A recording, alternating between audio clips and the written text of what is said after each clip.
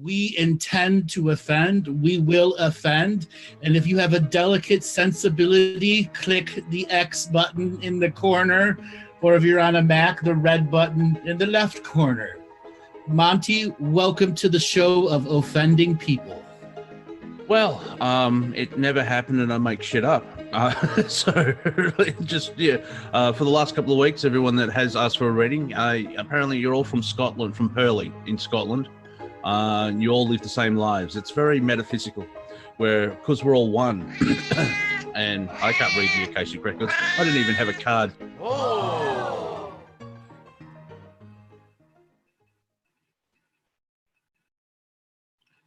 Welcome, welcome, welcome, everyone. As Robert missed the other opener.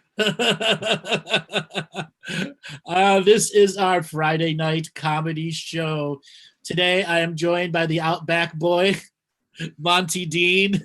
He's new boy band, street band name. Yeah, guess who's back. Yes, and I'm also joined once again by Seth Perfansky. We had an incredible show, and we had wanted him to come on and add some comedy to welcome everybody to the show. We intend to offend. If you have a delicate sensibility, turn off the show. If you have a stick up your ass so far it's coming out your tongue of seriousness, this isn't the show for you. We will be giving Q wedgies out. Not that we are anti-Q, but we are making fun of everything today. The Qs, the Ps, the LBGTQPs, all of them will be made fun of today. If for some reason you can't handle a sacred cow being made fun of, then please hit the red button if you're on a Mac, or the red X on the other side if you're on a PC, or any other device. Switch to a new screen, because our level of offense today is going up through the roof. Monty, welcome. How are you doing today? Hello from Hellbourne, the police state of Victoria, or Balls Deep State, as we like to call it. It's just insane.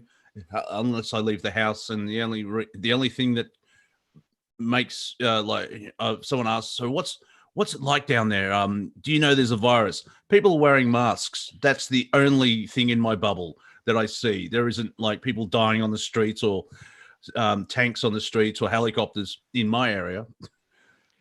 But apart from that, it's being a hermit for 7 years. It's like, all right. So you think the news is glamorizing stuff, or? Oh, they're making shit up. Yeah. There's supposed to be a lockdown protest in about 7 days, and they've called the people part of it a cult.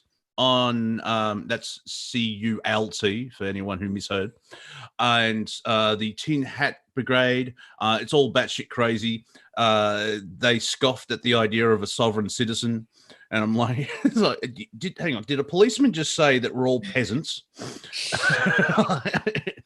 And so it's the global narrative is going in hard. It's like the sheriff of Rottingham. Yeah, but why a spoon cousin? Because it'll hurt more. So everyone, last week we gave you homework to watch movies. We would like for your people to fill back what movies you watched. Who watched The Shape of Water? Who watched? Yes, very unique movie. We'd like to have you give us some information back. So if you're watching on Facebook, YouTube, Twitter, Twitch, Periscope, or any other place, and want to be a part of the Friday comedy show where we interact with the chat room, we take callers. Robert's going to put up some information on the screen of how for you to come and be in the Zoom room. So, Robert, if you put up that information, people are responding already, like The Shape of Water. All of the information is there. I know you can't copy paste off the screen, and somebody's on Facebook going, can somebody give me a link because I can't copy it off the screen? Just type it in. It's okay, millennials. Another 50 years, you'll be able to copy paste off of a live screen. Use your fingers. Use your fingers. So, guys, let's get into our high levels of offense today. And people are already asking if Andrew's going to be on that hot seat. Bonnie, I'll let you take that part over. Yes, in the second hour, we'll be having our dating shame game. And the Galactic historians in the hot seat. So stick around for that one. It's called Revenge in my part of the world. I mean, but it'll be fun. And yes. So for all you single ladies out there, this will be your opportunity. Send text messages to everyone. Assemble. Yeah. Look, let's pause the show for a second. I've got an important question. Did you just gender everybody? How dare you? Yes, I did. And apparently, and you're only attracted to females. Once again, sexist. No, choice. I know, on a free will galaxy, in a free will solar system, on a free will world, you express your free will and you get in trouble for it. 2020, yo. So this will not be a live Tinder scenario. This is where it is intended to be comedy, but we all want you to text, get everyone assembled that wants to have a dating conversation moderated by Monty and Seth for me. Yeah, so stop trying to swipe right on your screen. It's not going to work. So, balls deep state. That was a new term you said Bruce McDonald came up with in one of your roundtables. Yes, he said it. I think it may have been a moment of inspiration because he laughed for about 20 seconds afterwards, and everyone else we mentioned it is as well, because you just see what's happening in Australia and New Zealand. We seem to be people see the perception it's this area, it seems to be used as a testing ground of like, oh, we can't do it with America because y'all got guns. That's the other thing is like, see what's happening in Australia. I'll see what happens. They took all their guns away. Okay. First thing off, when the guns were banned in Australia, half the country's gone, well, I don't have a gun. It's not part of our culture. Like, farmers have guns for whatever reason, but we don't. Our country was formed in a park and was signed into being, not like the American Revolution. Slightly different. And it's New Zealand as well. They went into lockdown for 4 cases, and it's like there's 3 islands. It seems to go like Australia, New Zealand. It's all the 5 eyes. Australia, New Zealand, maybe Canada, and then the UK, and America seems to be last because it's worked everywhere else. And that's why it's called the balls deep state. Mm-hmm. Here in the United States, we have the deep state, and then there's the balls deep state. Yeah. Balls deep states, they go the next level. And the deep state right now is trying to give a condom to the government over there before they go balls deep, to give the government a little bit of protection if you guys fight back. My question is, will they cuddle afterwards? Ooh. Oh, this is the government. The bureaucracy doesn't cuddle. It puts you in line. You didn't fill out the forms, which is very Australian. You didn't fill out the cuddle form. Yes.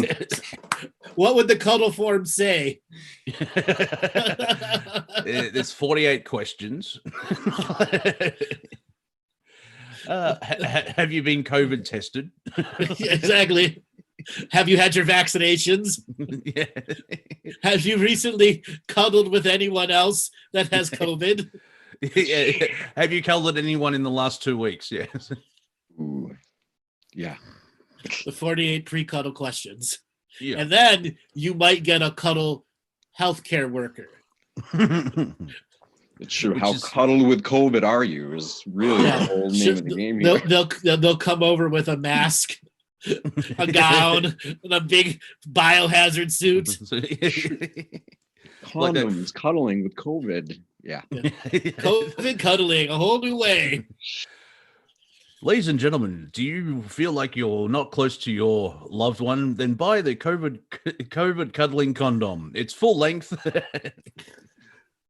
Biohazard ready and just made for you. It's made for you to detach you even more from everything that you don't even know you're detached from to begin with. Please follow our mind control. It's made out of petrochemicals, and it has a half-life of 5,000 years. And it will make you sterile. Yeah. Which is good for the planet. Think Bill Gates. Well, social engineering, bioengineering, how much engineering do we need, right? It's just new forms of manipulation for us to enjoy. Oh yes, now in Asia, because the family, they always try and get their kids into doctors and lawyers, but apparently engineering is a big subject. That you need to get into engineering. That's how we control world. Well, we've got beachheads all over the planet with restaurants, but we need you to go and build things, but not Chinese built. That they only last 20 minutes. We need like real. It's so weird. Like in Wuhan, they've built a hospital in 3 weeks, and it's like, wow. And then about 4 months later, I saw all this footage of cheap building materials where you just pull a hair and half the wall comes down. Like, I'm not going in that. I'm not going in that hospital. 4 days after that first hospital opened, they had a massive sewage leak right on top of the ICU beds. Like hundreds of raw sewage leaks into the ICU beds. Oh, you're in shit now. You in shit now. Exactly. You've been fucked by triads. You are not party member. You're not up to date with fees. So we've now come up with an official cuddle form. We're gonna have to make a website with some of these things that we have, cuddle forms.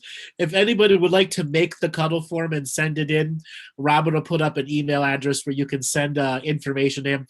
We are collecting artwork, so anybody that wants to send in 2-dimensional graphics and artworks, we're putting together a cartoon type format. We have a producer in the background that's going to be using a series of programs to make some form of animations to the show, when we're going to be doing skits and voiceovers and stuff.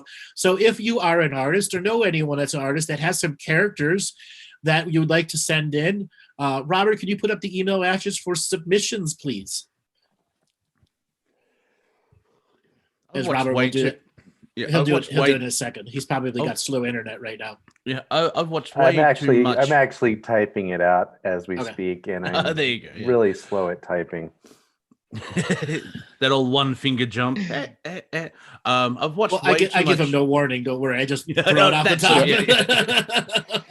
I've watched way too much Ip Man because I've heard cuddle form. Like, is that like Crane? And now we've got submissions, and like I've been watching way too many kung fu movies. Thank you, Angel. Thank you, Angel. Chicken packing. Tell David I said hello. An in joke, yes. No, I know she's dating somebody that I know, and just a loud shout out to her. So yes, there you go. Webmaster at galactichistorian.com. For those that want to do art submissions, we're looking for a variety of characters, and we have an animate program that basically puts lips and some types of motion to them. So it'll be not like Marvel Comics. Yeah. It'll not be Marvel Comics level, but it'll be close to whatchamacallit, Archer? You know what I mean? No. Simpsons. No. South Park. Better than that. Yeah. Yeah, and it's called Crazy Talk Animator 4 if you guys want to look at what it is. Thanks, Cam, for sending that to me. And so Crazy Talk Animator 4 is what we use, and we're going to be putting skits and stuff. So if somebody wants to do a Gary the Gray or Barry the Draconian, stuff that we've talked about before, please put some artwork together, and we will start featuring these on our shows regularly. And also, their manager is Larry, who is from the Fourth Reich. He's the German Nazi as well. Oh, that's right. We have to remember all their characters. Yes. And thinking of ideas, because they're outside of time per se, we could talk about the Spanish Inquisition or just anything in mainstream history, which is a joke anyway. Where in Egypt, there was a pharaoh, and then his brother became a pharaoh, but there's 400 years difference. Okay. Yes. Now we have an opportunity to really put together a good collection of characters, and we will be doing the voiceovers and going to have a lot of really fun times like this.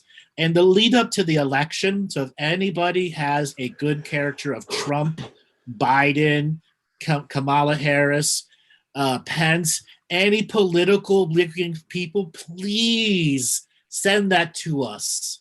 Okay? Yeah, I would including, love to do a Q Trump cartoon. It could be really funny. Or a Biden Trump Q three-way thing. It could be really, really funny. Yeah, and Bernie as well. I don't know if you've seen Stephen Crowder do his Bernie Sanders impression. He does a good Bernie voice, but his other comedic impression, he uses Gilbert Gottfried's voice for Bernie Sanders. It's hilarious. Okay, I'm gonna take all your money and healthcare for free. What do you think? It's quite funny. And also, Hillary, where like she's come out and she said that Joe Biden shouldn't concede the election. And it's like, well, you haven't, and it's been 4 years. Thank R.C. Barron. I have 3 of them in bed, Q, Joe, and Donald. Yes, that's what I'm thinking. Yeah, and the Q character is just someone in a shroud like the Grim Reaper, like just dark. And how do you think everything's going? And of course, Joe has no idea what's going on. So there's the Tea Party, and then you could have a bunch of political people there, the Tea Bag Party. And of course, AOC is a gift that keeps on giving. Apparently, she spent all night in the library studying for a COVID test. Well, there's a lot of things to answer about COVID. All right. A lot of unanswered questions there. So she's got to be studying. What, that time-traveling disease that can affect all of creation? Exactly. I think I'm going to study that. So, Monty, let's delve into what's going on in modern history today. We've got the March on Washington. We've got Kenosha riots. We've got some stuff here that has to have the piss taken out of it.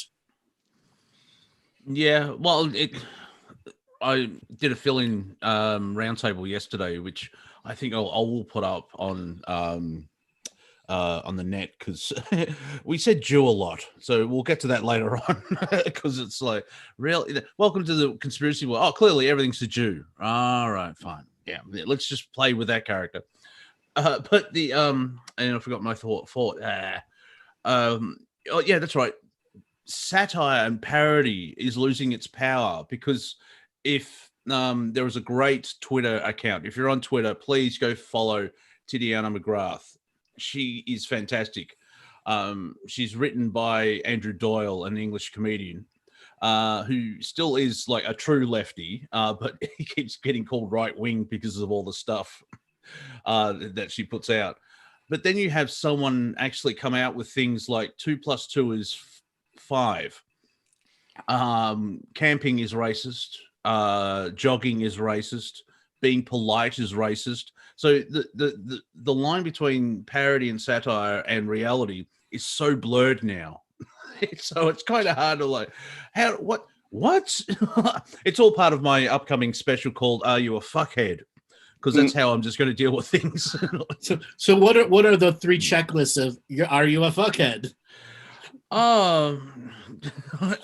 I don't know. I'm trying to think, but Lines my are reptilian blurred. brain just very blurred. There's no lines at all. When you asked that, I'm like, okay, how can I answer that?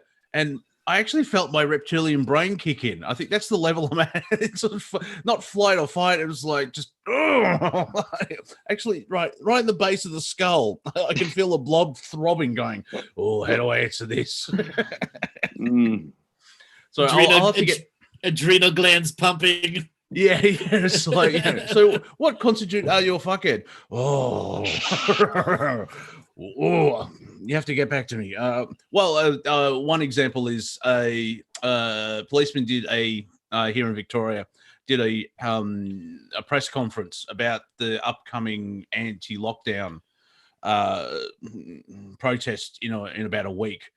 And they're going to shut it down and fine everybody because it's dangerous. It's unlawful, and it goes against the health chief medical officer, who have said that Harlequin, whatever it's called, doesn't work, and so it's off the table. And yet there's these doctors prescribing it and saving people. I know, it's so weird. and he's basically called the media's referred to the protesters as a cult, and their tinfoil hat brigade, this is what he called it, and it's all batshit crazy. They brought up sovereign citizen as well, where I've actually heard the police commission say they're sovereign citizens, whatever that means. I'm like, you're the commissioner of police in Victoria, and you're supposed to deal with law, but sovereign citizen just breaks the mold. Are you saying that we're all peasants? Like, there's the Queen. The Queen's just a figurehead and we're free. Then let's just get an Australian. Okay, because of One People's Trust, Australia for many years had a sovereign citizens problem with mountains of paperwork coming into offices that would overload, that could take them 5 years to get through papers. And there were people that were playing paperwork games so serious. That's why quite a few of the people in the sovereign citizens people got arrested, and they passed special anti-papering laws. You can't send 5,000 letters or tell 10,000 people to mail it in. And the sovereign citizen movement were considered literally paper terrorists. Yeah, I remember. I can't remember. Oh, it's probably a year or two ago, where before it got more insane. But there are people that become sovereign citizens by they send in the paperwork. Yeah. And this host on Revolution Radio said, yeah, his son or a friend of his is putting together a political superhero comic. And I instantly thought, like, yeah, get him to fill out that paperwork and there'll be a brilliant comic where it's like, I'm a Superman because I filled out these forms and mailed it to my congressman. Like, imagine 18 pages of like triplicate. Like, this is boring. Where's Batman? Yeah. And his special power is to stamp authority on his paperwork. Yo, where's your papers? Hand my papers, bitch. I so he can go anywhere like no one else. Yeah, that's I can lodge forms like no one. Yeah, his special powers, he can go anywhere. I've got papers. Yeah, which is very Nazi-esque. Papers, please. Which is very Victorian at the moment because we have a curfew from 8 p.m. till 5 a.m. because the virus only comes out at night. And unless you have a work permit, and then you're allowed out. And so if you get pulled over after 8 p.m., it's papers, please. I've mentioned this a couple of shows ago. I tweeted, so when will the Victorian authorities start using German accents? I'm just like, hello and welcome to our wonderful press conference. We have statistics of all the deaths in the hospitals, yeah? Oh, man. Yes. Yeah, well, not at deaths. No, I think we're heading up to about 500 people have died in the last 6 months, and yet it's been reported, but we don't know because it's the narrative. Suicides are up to about 3,000, and like, where are the facts? I need to see the numbers. It's like when people say I lost 4 friends this week, you know, that's the other. Here's a strange thing. Have you? Well, here anyway. How many people do you know that somehow, because of COVID, they're trusting the government 100%? A lot. Yeah. They used to not trust the government, but now they're trusting them 100%. Yes. Yeah.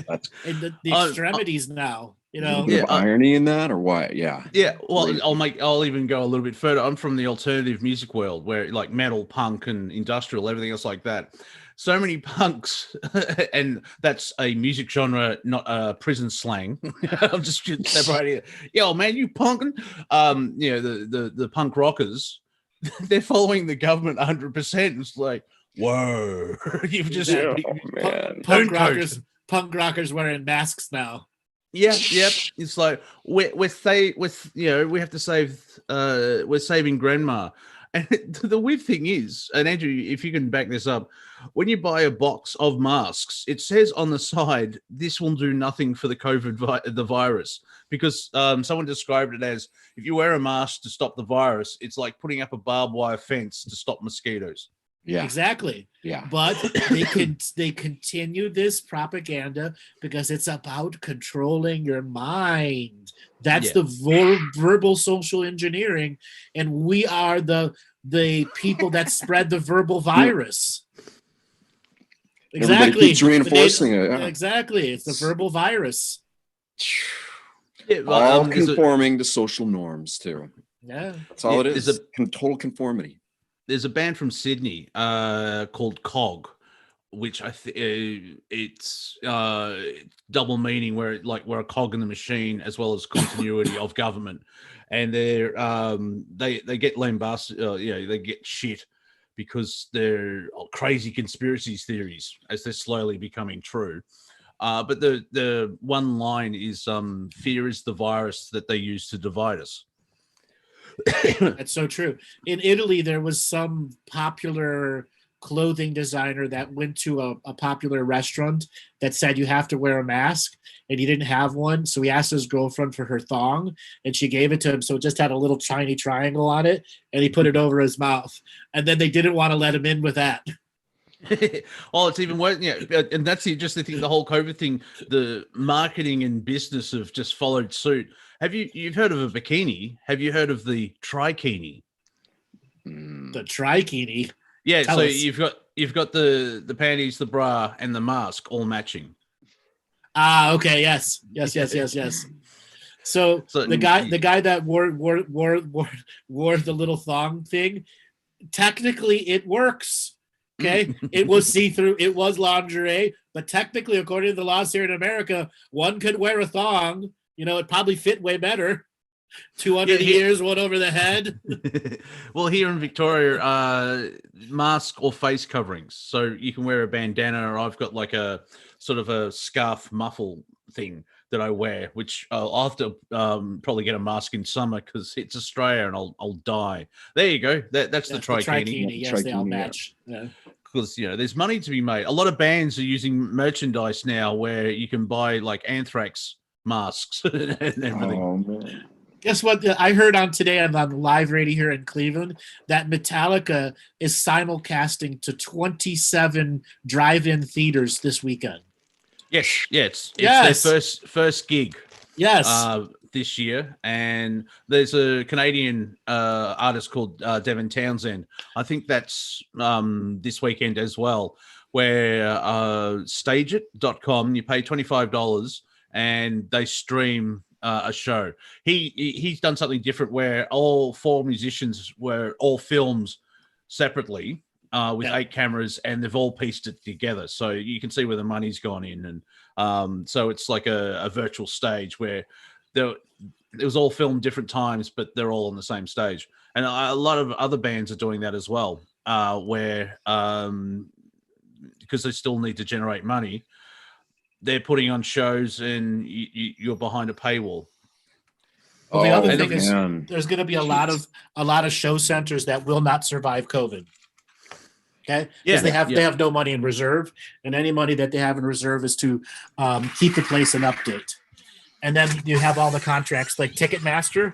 Like a lot of people don't realize Ticketmaster's on the edge right now, on the edge of edges of edges right now. Oh, the Pearl Jam fan in me is so happy about that. Yes. Take that, motherfucker. Oh man, that's the interesting thing as well with movies. Like apparently, because it's so weird, we're in stage 4 lockdown, but then we see the rest of the world. I feel like a small kid with an immune disease and watching everyone else play in the front yard. I'm like, I want to go out there, but they're actually releasing films in theaters now if there's any open. However, the live action version of Mulan is Disney Plus Premium. So here in the States, IMAX theaters are still open. Only IMAX theaters right now. Well, that kind of works. Like if you've got all the social distancing, you still get your bang for your buck, because it's like a 3-story screen, so there's just less people in the. Everyone's quite separated in those anyway. Usually, they're separated in those anyways. But the thing is, they never close. But all the other AMC movie theaters, there's 5,300 movie theaters across the United States. They're looking at 2/3 of them going out of business by 1st of October. Well, the Zack Snyder cut of Justice League is coming out, I think, next year. But it's coming out on HBO Max. which is fascinating because Warner Brothers, who owned it originally, said there's no Snyder cut, and then finally HBO said, "Oh, we'll pay for it." It's going to be released as 4 1-hour episodes, which it should have come out that way anyways, because it was so butchered. It was so butchered at the end. Oh yeah, Joss Whedon is not doing it. You know, he created Buffy, but that was a long time ago. Yeah. See, the only thing with drive-ins, winters suck. Going to a drive-in movie, especially if it's snowing really hard. All right. Yeah, your car fogs up because you're just breathing, and the whole thing. It's like it's so absurd to the degree like life is being taken out of all the things that people love to do, and it's almost like we're being forced to become cybernetic organisms, like full-on virtual beings, just in front of the computer all day, absorbing AI and becoming it. Yeah, and if you actually go buy food, the grocery store, certain places don't accept cash because of the transmission or some crap. Yeah, and they're going for the whole cashless society, which I don't see that happening till the baby boomer generation moves on, because having actual cash is still a freedom, where I have a $20 note and I can do anything I want with it. It's the same thing. It's similar to how if you're here in Australia, if you're on welfare, unemployment benefits, you don't pay tax. Well, if I buy illegal things, I don't pay tax, but we've got a GST, goods and services tax. So every time I spend money, I'm paying tax. So shut up. Yeah, we're still doing it, right? We're still getting taxed. Yeah. And that's the interesting thing now. Here's an opportunity for Andrew to rip me a new one. Trump sort of lowered taxes. And the weird thing about taxes is if you lower taxes, people have more money and they spend more. it's like trickle down economics. Yeah, that's the elite pissing on you and saying it's raining. That's the elite taking a shit on you and telling you, oh, that's clean. Don't worry. It's been recycled. It's a mud flood. Yeah. Yeah, a mud flood, a diarrhea flood. It's so absurd, right? And everybody feels so stuck. But isn't that like the key? Yes. Yeah, it seems like energetically there seems to be a lot of pressure, especially in Victoria, because normal people, not like me, they socialize, go out and see family. Because I think I mentioned this 2 weeks ago. Everything's turning into a blur. That's the problem being a Time Lord. It's like, remember, did I don't know what timeline's this, but I put up a great post on Facebook. So how is everyone going 5 months into a 2-week lockdown? And if you go back to my videos in January, February, and March, I said exactly what it was going to happen. And it's going to go and go. 2 more weeks. This is going to keep extending it and extending it. Yeah, have you noticed I stopped asking you that type of things because I'm tired of hearing the same thing? Oh, it's going to go on for... Oh, come on. How much longer? 2 more weeks. Yeah. 2 more weeks. It just keeps going and going and going. It's like ironic how finally the illusion that we're free is starting to not look so free anymore. We're starting to actually feel like, wow, am I in prison? And have I been believing I'm free the whole time? But still, people resist it, right? Yeah, they can't help but resist. Even in this. Because they are so programmed by the social engineering system to believe what they're told. I had a situation a couple of weeks ago where I was in a private session with somebody, and I had to take the stance of, do you believe everything you read on the internet? Over and over and over again. No.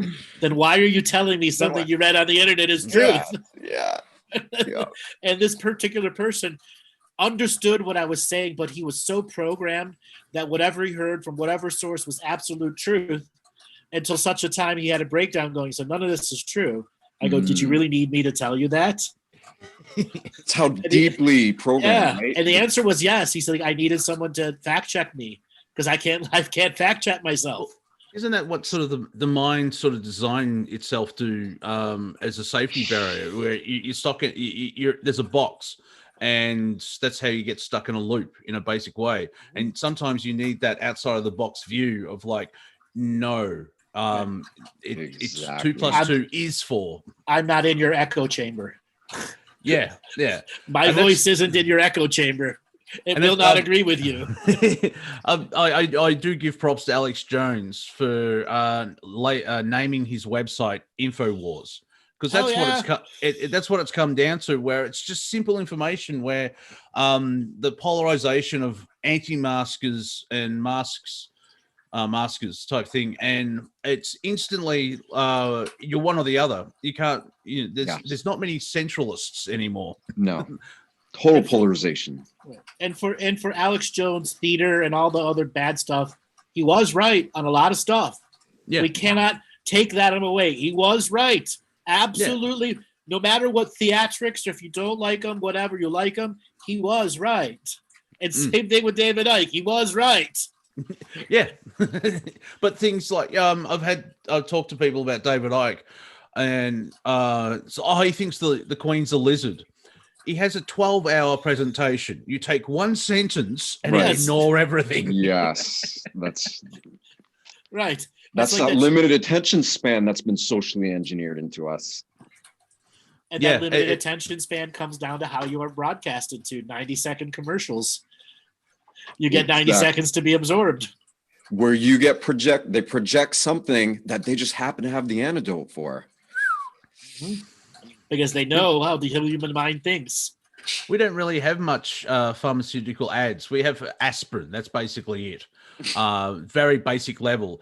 But I've seen like the warnings for a lot of the medication is longer than the actual ad. Like Robin Williams did a great great stuff on drugs, chemist drugs, where thank you, Sarah. It may cause anal leakage. I may not want to use this then. Even in like antidepressants may cause suicidal thoughts. I don't think this works. There was an anti-smoking drug that came out that said if you have suicidal thoughts while on this drug, immediately discontinue it. Oh man. Yeah. I think it's called Buforin or something to that effect. Actually, I just remembered the whole routine from Robin Williams. It's like, may cause anal leakage. Ted, get out of the pool. So here's something else in politics. The Japanese government, Abe Shinzo, who has been the head of their party for the longest time, he's retiring because of severe diarrhea. Oh, man. Yeah. That's an actual headline? Yeah, he actually has advanced ulcerative colitis. So extreme diarrhea. Extreme diarrhea. Oh, extreme diarrhea. Yeah, I when I saw that President Abe is retiring due to, I only knew it was health issues. They didn't say he had the screaming shits. If you look at it, it says ulcerative colitis. Yeah, screaming shits. Screaming. It's this. If you take certain things that Australians say, like the screaming shits, you have someone on. Anyway, I thought of Benjamin Fulford when I heard that, because he's been talking about Abe and how he's connected to the Team Dark and everything else like that. And I'm like, oh, this is going to get some conspiracy heads exploding.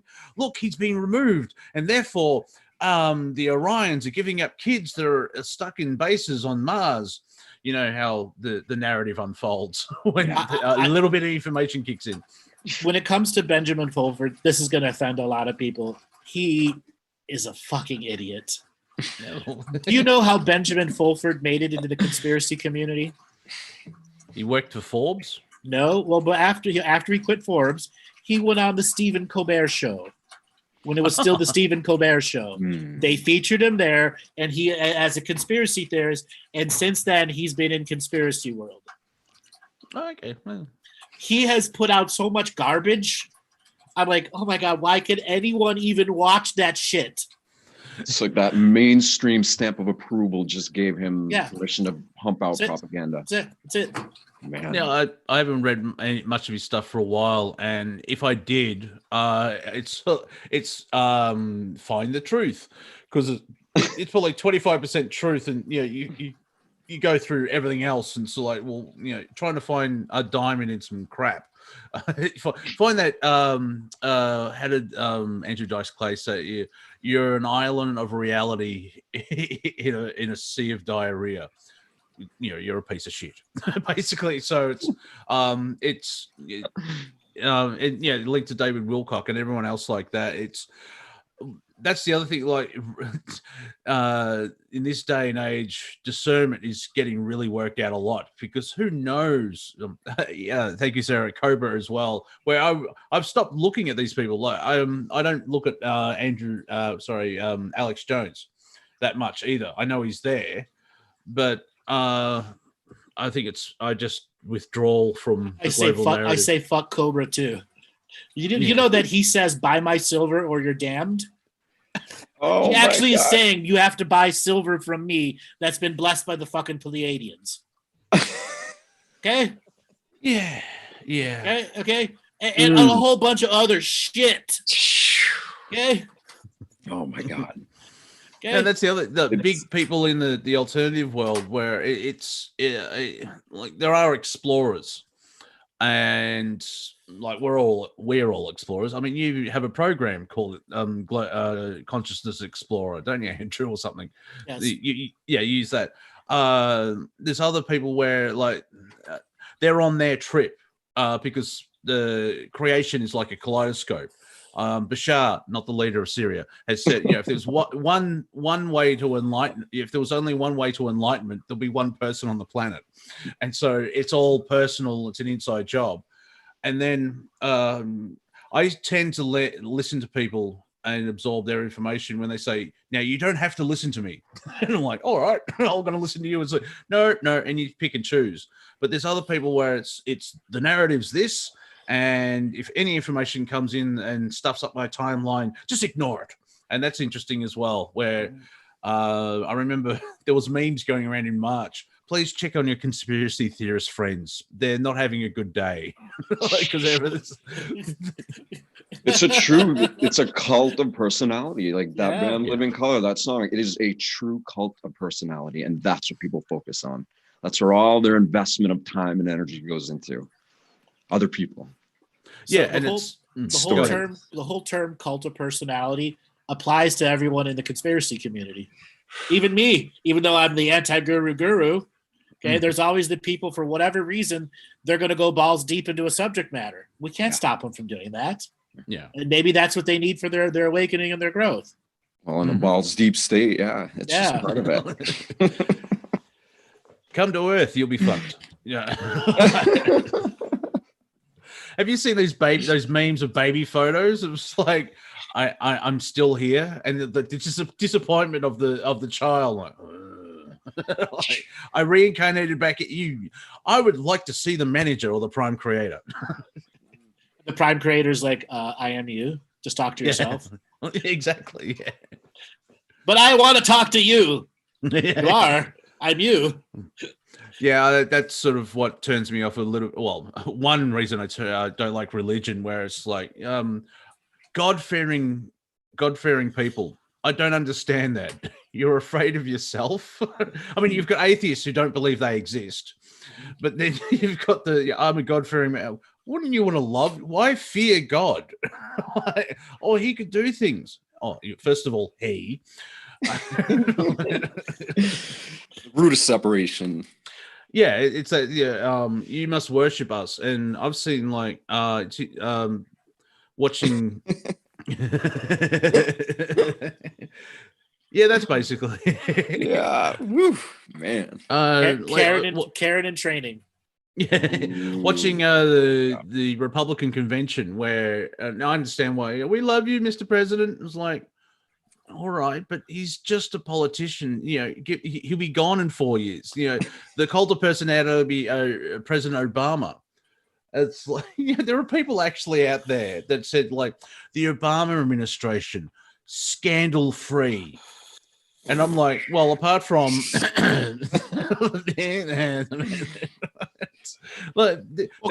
compared to Bush, it was scandal-free. Come on. Yeah. Which Bush? I mean, Bush 1 and 2. All right, Bush 1, 2, 3. I mean, freaking his vice president shot a guy in the face with a shotgun and nothing happened to him. Remember that. And the man that got shot apologized. Yeah, and the male and the guy, and he apologized. Like that's a good movie. It's not homework, but there's a good movie called Vice where Christian Bale plays Darth Cheney. and it's scary because Bale gets him, and he's good. It's very good in that. It's just really interesting where people still believe, like, apparently still Trump is still a Nazi while supporting Israel, which I find it slightly amusing. He's a racist. He's a sexist. He's a boomer. Yeah, yeah. Okay, he's a boomer. He is all of that, none of that at the same time. Yeah. Yes, sir. Darth Cheney, because he didn't have a heart for 18 months. He was on a machine. And that quote from 3 heart transplants. 3. Yeah, and 2 hearts that had a brain. Because it's like, I'm not going in their body. No. Oh, man. But Cheney was actually told about that. They call you Darth Cheney, and he's like, I like that. Yeah, I bet. Because it's so Obi-Wan Kenobi. He's more machine than man now. He's more Republican than man now. Oh yeah. No, he's sold his soul to the deep state. Yeah, like I remember when, like the early days of the Trump administration, I'm looking at him going, I'm not sure about. I'm still 50-50 on him because he could be the Republican Obama, who was a candidate to go in to save everything. Like, because Obama didn't do anything really. Well, he does have the world record of the most children killed for a Nobel Peace Prize recipient. So there is that that'll go to the pool room. Well, the Congress, the Senate and Congress that's existing now is officially the most do nothing Congress in all of history. Congress and Senate. The official, because none of them agree to do anything unless they get paid. In the words of Kent Brockman, democracy just doesn't work. So, Monty, we're nearing the top of the hour. It's time for you to get people to get fired up, get their women friends in here who want to talk to me. So I'm going to let you run this part of the show. You're the one that's going to promote people to come on and talk, all that. Okay? Yeah, I just got a text message from my water provider. We had a very quickly. Well, before we get to the dating shame game, I like that. Oh man. Hey, if you'll be next week. We had with the Hurricane Laura hitting landfall in the United States, around about the same time, we had some fascinating couple of rain fronts come over Melbourne, and it got up to 100 kilometers per hour. I think 3 people died, unfortunately. One was a young boy. And I actually lost power for 45 minutes, where it's like, I'm in a major capital city. What's going on there? There was, because of the storms and everything else like that, some of the water filtration was knocked offline. So unpurified water has gotten into the system. And yesterday they said, you should really rolling, like when you're really rolling water. boil, yeah, to actually drink any water. And it's like, okay, so apart from lockdown and we actually we're supposed to be a first world country and we have to boil water. Like, oh my god, that's interesting to say the least. So apparently they're still working on it. So I'm like, so you can't drink water now because you may get sick. This transition from the old to new is very fascinating. Wow. All right, so I got a few jokes to drop here for everyone. So it's hard to explain puns to kleptomaniacs because they always take things literally. They just take things. Yes. Just take it. So this guy with premature ejaculation problems just comes out of nowhere. Whoa, whoa, whoa. Okay, some really bad pickup lines. I know you're busy today, but can you add me to your to-do list? Oh, nice. Okay. If I had a garden, I'd put your tulips and my tulips together. Oh, no. It's very sweet. An 8-year-old. Yeah. Is your name Google? Because you've got everything I'm searching for. Whoa, whoa, whoa. There's a comedian here in Melbourne that did a great one. It's not really a pickup line; it's more of an insult. But you go up to a girl in a club and say, "Did you fall from heaven? Because the impact really fucked up your face." That's awful. Yeah. It's, man. So we've prepared you all. So get out there and send the link to everyone to come into the Zoom room. So if anyone wants to meet the anti-guru guru to the guru, pop into the Zoom room. Robert, can you put up the information again, just to let everyone know? And of course, this is live. So if you're watching on YouTube in about a week, don't call in. We won't be here. Just putting it out there. And if you're on my channel watching the repeat, doubly so. Just don't do that. So if you're alive and you're breathing and not an NPC, you get a chance to meet Andrew. And raise your hands now. Oh yeah, thank you. It's my first day. Even though I've been on the planet for millions of years, I want to see the manager. I still like the idea that Doctor Who's going so woke, they'll probably invent a Time Lord called the manager. Anyway, so if you go to click on participants while you're in the Zoom room and then click on raise hand, and we'll give a couple of moments for people who want to try and weave the magic with young Andrew there.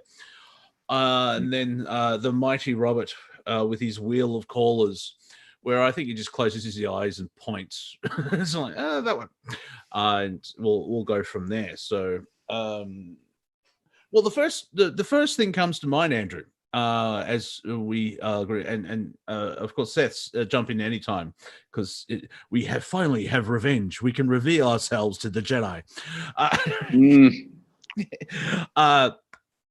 One major problem I could see with prospects for you, Andrew, is you have the potential of knowing everything. So the ladies may be slightly intimidated from that. Yeah. First thing first, I don't know everything. I don't ever want to know everything. And if I knew everything, there would be no point in being here.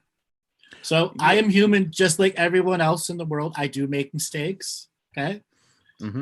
So I'm not looking for a person that is a project in any way, shape, or form. Oh, yeah.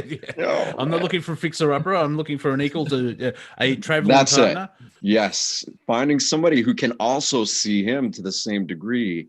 Yeah. That and So not somebody who's a fixer of other people. I'm not broken. and so if you ended relationship saying, I know everything now, so I'm leaving the planet. So I have to break up with you. I've reached enlightenment, so I'm moving on to Syria. 99 by the hands go down instantly. No, actually, no one's raised their hand yet. Wow. Wow. Well, see, there's not a Karen in the group. That's harsh, man. So, well, yeah, after all that, because you're dealing with humans. No, really, how could someone, because you've just said everything else like that, but the way that the human mind is after, 400 years of medium manipulation, I'm sure still stuck in the back of their mind. Even me. So I don't want to date you. Not this lifetime, darling. They'll still have that niggling sort of, that self-created demon whispering, he knows everything. Or it's like, oh, he's angry. Or they second guess. It's like, oh, maybe we should have pizza tonight. What does he know? Like, if we have Mexican, will we shot? Just questions, popping it out there. Where having a fight with you would be very interesting. Well, you did this 4,000 years ago, you bastard. I don't throw past life stuff there. It's all about what's wrong with you now. Good point. I was going to say that's better. That's better. I don't externalize it when there's something's wrong with you. See, that's more manageable. That feels better for sure. Yes. And so also, which I think this will help with the whole existence of being Andrew. He is human. So if he makes mistakes, he's human. That's how I get through life. Oh, you made a mistake. Yeah, but I'm human. I do that. Apparently, I'm supposed to do that. Now, if I don't learn the lesson and I do the same thing 17 times in a row, that's not a mistake. That's a severe error. So Dawn is asking, has Andrew been with the all soul families and he's been with all ladies anyhow? No. There's some pretty fucked up ones that I wouldn't touch with your soul family dick. Yeah, he's a galactic historian, not a cosmic slut. Yes, I'm not a galactic gigolo. Oh, And this is for anybody that's a female that wants to raise their hand and just take a shot. This is comedy. I put Monty on the spot last time with no warning whatsoever. Yeah. So you ladies out there that are hermits stuck at home, go for some Friday night fun. We're going to play with you. Yes. Yeah. I mean, what could be more? Look at how light-hearted, how rare, you know? This is a jewel. And there's other jewels. There's other jewels connected to the jewel. And because we do this fortnightly, which is 2 weeks for the Americans, a bit of argy-bargy. We don't actually know that, believe it or not. A lot of I know. Yeah, Fortnite, isn't that a video game? Yeah. No. Well, it is, but no. I see people mentioning because English language, it's shit house. But they're complaining. No, they mentioned when the Fridays that were off, it's you could see them. Anticlimactic. Yes. Yeah. Now, if you do need to, if you go to my YouTube channel, Wafer Thin Entertainment, this show is uploaded a week later as a repeat on my channel. So if you want to relive it, you can do it that way. So we're on the net every Friday, but we only record every fortnight. I'm going to say fortnight forever now. It's like I'm going to make this something. So Andrew, are you prepared to meet your adoring fans? Because we're up to 7, and that's very heaven-esque. I just want to say this. If all of you are afraid, there's some inner work you have to do here. And what better to face your inner work than me? He may mention as well. Now, interesting enough, I'm looking at the numbers. We have 77 participants and 7 hands raised. You can be married. It doesn't matter. It's just an online conversation. You're not cheating. Well said. Yeah, it's not going to come with the life reviews. Like, you're perfect. You've learned everything. But there was that one time you spoke to the historian, and oh my God. That was it. Yeah, that was it. That up. It was a relationship doomed to fail. Yeah, Satan, bring in the potato peeler. We're skinning this bitch. Let me think. What else was going? So yeah, we'll just go from there. So Robert, if you want to choose someone, get your big. How big is the wheel of callers, by the way? Is it very small? Is it large? It's giant. It's a giant wheel. Because I'm just thinking Wheel of Fortune.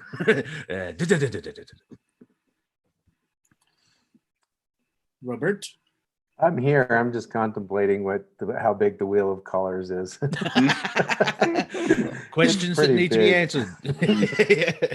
All right. Go ahead. Marissa Funger, you're going to become enlightened right now.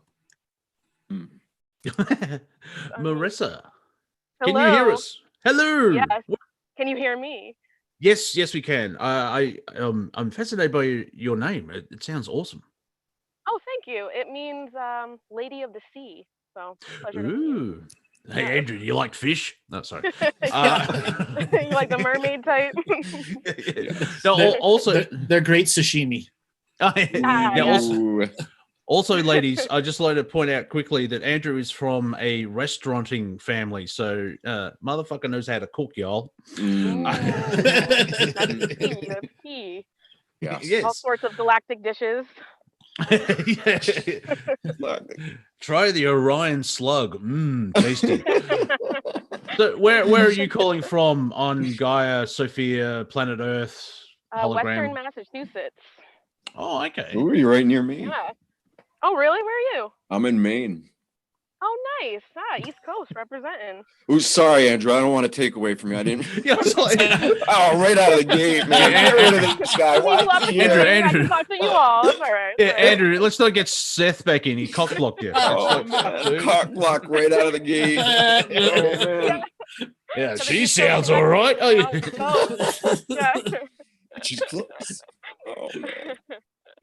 So, very quick one. Andrew, what is your star sign? Just if people go yeah, with that. sun, moon, rising. We got to hear all that shit. I'm Aries triple fire. What? No, You're a triple? Really? Yeah. So Damn. you're lit?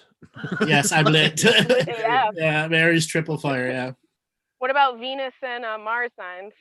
Oh, I don't know anymore. I don't pay attention to that much okay. anymore. I think my Mars Yeah. is descending March 23rd, 1974, 8:33 in the morning. If people want to look it up. Okay, yeah, I will. Cleveland, After. Cleveland, Later. Ohio. Yeah, Cleveland, Ohio. Yeah, where I was born. For those playing at home, I was born 5 days later. So Really? yeah, yeah. So that's What are that your- Aries. You guys got that going. Makes sense. I'm Pisces. Oh, so, Monty, Aries. Oh, you're okay. so 5 days before you are, not No, after. I was born on International Women's Day. Thank you very much. I'm God's gift to women. Oh You yeah. say that? 8th of March. 8th of March. It was a Friday, and there was a full moon that night. So in my star chart, the moon and sun are in opposition. I've had an interesting life. Let's just put it that way. So, Pisces like me. yeah. See, I'm a Pisces too. So if you're from 1974, I'm finding class of 74 everybody everywhere. Like, what do we all agree? Like, okay, we'll go in at 74, and then 2020 we all meet up and freak each other out. So, what star sign are you? My fair I am lady? a Sagittarian. Oh, okay. Yeah, Sagittarian, Leo moon, Gemini rising. So there's some fire in there. Oh yeah, I got the fire. So part of this process I ask is, how long have you known me before I've met you? There's In some this mental lifetime. wetness. Because a lot of people have a relationship with me through the videos or in their own mind. Oh yeah. We're in the dream worlds. I remember you talking to the lady Or that the- sent you the ring. Yeah, or the fantasy. Yes, the lady that has a ring. She has a whatchamacallit, restraining order. Oh my god. Jeez. You're getting Yeah, that's around, the other- Andrew, in the many layers of reality. Yeah, why not just have a normal relationship with one person where you can have every relationship with everybody? About every dimension. Let me tell you something. Time, stream, galaxy, reality. Exactly. Apparently, I get around and I don't know it. Yeah. True cosmic love. Yeah. I've even had a conversation with Andrew. It's like, yeah, I saw you in my dream and explained it, and he just said, yeah, my higher self's fucking with you. So there is that the separation of the waking and the astral, and like that kind of would make more sense because you need Andrew would need to have that pure human experience now. And so he's a human that happens to have the ability to do all this stuff. And of course, you've mentioned, Andrew, as well, like your higher self's like, yeah, don't do that or do this. Like, communication between the both. It basically says you can choose. Oh, yeah. Good luck. So yeah, it's not me, is it? It's you, you bastard. So what other questions do you have for our cosmic librarian? Ooh, well, have you done? This is about dating, right? Yep. Going there into anything, dating. All right. anything in the subject matters whatsoever. Totally open to whatever. Okay. Well, I like the dating topic. So have you done online dating? And if so, what would you put in your profile? So I did online dating once, and I put on the profile what I shouldn't have, what I did as a thing, and I was assaulted by dick and boob pics so much I had to turn it off. Oh man. Yes. Yeah. And it wasn't Tinder or anything like that. It was a much smaller one, and like to the point I had to shut that email down because of the amount of flood of garbage that was coming out of it. Oh my god. Yeah. Any furries? No, I don't remember, but I didn't see any. Okay, because I know you had a traumatic experience with the Yes. furries, so we'll move on. Oh no. About do most you have awkward first date you've ever had. Mm. All three of you. I want to hear. Okay, them. hold on. My most awkward first date. Yeah. I had just finished a live radio show with Sean Stone, and somebody tried to fix me up with a person, and I'm doing a radio show, and the person came to pick me up with like literally 10 minutes after I finished the show. So I'm totally in the super psychic zone, not ready to talk dating. That was the most awkward one. I've had other awkward ones also, but that one stands out the most because I couldn't just turn it off and be present with the person. Everything that was with that person was there, and I'm trying to explain to them, hey, it's not you, it's me. The old it wasn't going over. No. Have you had an instance where you've met someone that has no idea who you are? And I'm just wondering, how do you broach? So what do you do? Well, that comes up a lot. Who are you? What do you do? Well, then what do you say to them? I do an online psychic call-in show. I'm called a Galactic historian. I read the Akashic. I basically read my bio. Okay. Yeah. And then there are other times. Go to my website. Go to my website. And other times, I'm self-employed and I do videos. I have a YouTube stuff. Okay. And the question, and then the question after that is, what's my purpose?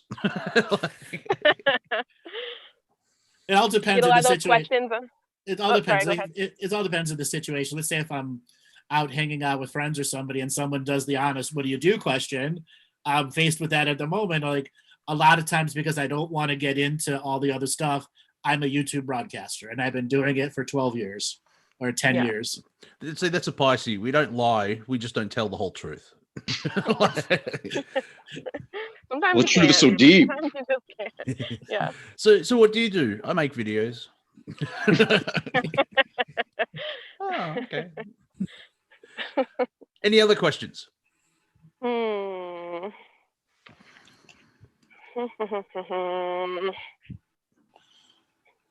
No. I can't think of anything right now. Andrew, any questions for our lovely contestant? So have you ever dated somebody that's a psychic before? Somebody, not like a self-proclaimed psychic. A professional? No. Yeah, no, not a professional. Nope. Okay. How would you able to handle it? Well, it would depend on their level of awareness and not getting into my shit, when it wasn't something that was in conversation or like, I wouldn't want somebody to, just a boundary thing I think would be important. And so making sure, like you said, like the non-fixing and not going so deep into somebody else's shit that, you end up wanting to fix them and do that whole thing. Mm-hmm. Well, at what point are the boundaries have to be talked about when one avoids subject matters? That's the hardest challenge that I face. The hardest challenge I face, because people's avoidance mechanisms are like screaming radios in the backgrounds to me. Yeah. Yes. When do you feel like it's usually up to you to like bring up, imbalances in relationships? I usually wait till it reaches a point where it's taken to a next level where I can clearly see the avoidance mechanism is stronger than your ability to be in your body. Yeah. And then I will bring it up friendly, openly, or in a semi-intimate state, like in a sitting down and talking state, not in that pure intimacy, but it has to come up as a part of the general conversation. And that determines if the ego comes up right away. If they're willing. If they're willing. And then doing the work on your own. And when you have somebody like me, it's like I could coach you through the work, but are you actually doing it on your own then? Right, exactly. You can't rely on you as the psychic or any partner in a relationship to do the work for you. Yeah. So have you dated another psychic? Though. Yes, I have. Yeah, what was that like? At first it was a competitional process until she realized that I outdid her every time. And realized that I was a non-competitional being, and every time she competed, it just opened the door to lateral expansion of the wisdom that was available. Beautiful. Yeah. Because she kept trying to use I'm your reflection. This is your reflection. I'm like, no, it's not. It's you forcing your reflection. Oh God, that's yeah. Okay, and then other parts that were beautiful. We both knew what we wanted to do, and it was like, what do you want to have for dinner tonight? Blah blah blah. Not, I don't know. What do you want to do? We avoided all those common things, or I just want to be chill tonight, and there was an understanding and no need to explain it. Yeah. Okay? Common understanding. Yeah. The common understanding. And then there's the intimate psychic understanding of the state of emotion you're going through. Like there are times that, you know, the week builds up or the month builds up and you can just sense it from the partner and don't go into worry paranoia mode. Right. Yeah. And most of this could be transferred just to people having a normal, just your average relationship, because if you're on the same wavelength, you start picking up on all this stuff as well. The answer is yes, you're right. I would like, everyone's got a job, everyone lets things in, everyone makes mistakes. I do too. Mhm. But it's when people next level the mistake and make mountains out of molehills. Yeah. Or perpetuate it and never let it go. And like, Right. Yeah. Drama, Yeah. drama, Yeah. basically. Drama. Mm. So would you Yeah. date a psychic again after your psychic Yes. experience? Yes, I would.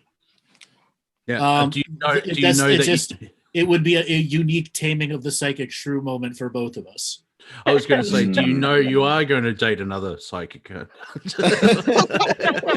at this state, I don't. At this state, I don't know. Okay. I don't know. Just open to all possibility. Yeah, unlimited point of view here. There are still time. So thank you so much for calling in and for the questions. Thanks for choosing me. Yeah. All right. Awesome. So, Great talking to you guys. Yeah, we'll meet you in the green room. Absolutely. All right, Robert, let's spin up that gigantic wheel of awesomeness and see who's next. Alrighty, Lisa, Sarah. Lisa, how are you and where are you from? Hi there. You picked me because I was chicken shit and I just raised my hand, right? Well, you've made a step into a greater world. Yes, I did. I don't, where I are don't you have on the a planet? comment for that. Where are you broadcasting from? I'm in Scottsdale, Arizona. Oh, nice. I want to go to Arizona one day, but the world seems to be crap at the moment. So, any questions for Andrew? I don't know anything about you except that I found you about a month ago. Oh, newbie. Yes. Cool. What have Innocent. you what have you learned about me and what since you found Well, me? I've been loving what the experience of the calls, and probably the first thing that got me was your sense of humor, because I absolutely love people who can actually make fun of all this stuff and at the same time find that balance of playing in there too and using it in their life. But you know, you have to make fun of it. Is this your first comedy show? Yeah. My first, Ooh. no. First time I'm watching one. No. It's like my third. Okay. So you kind of know how we go here. Yes. Yeah, I have to say, I was really happy because you picked out my comments a couple times.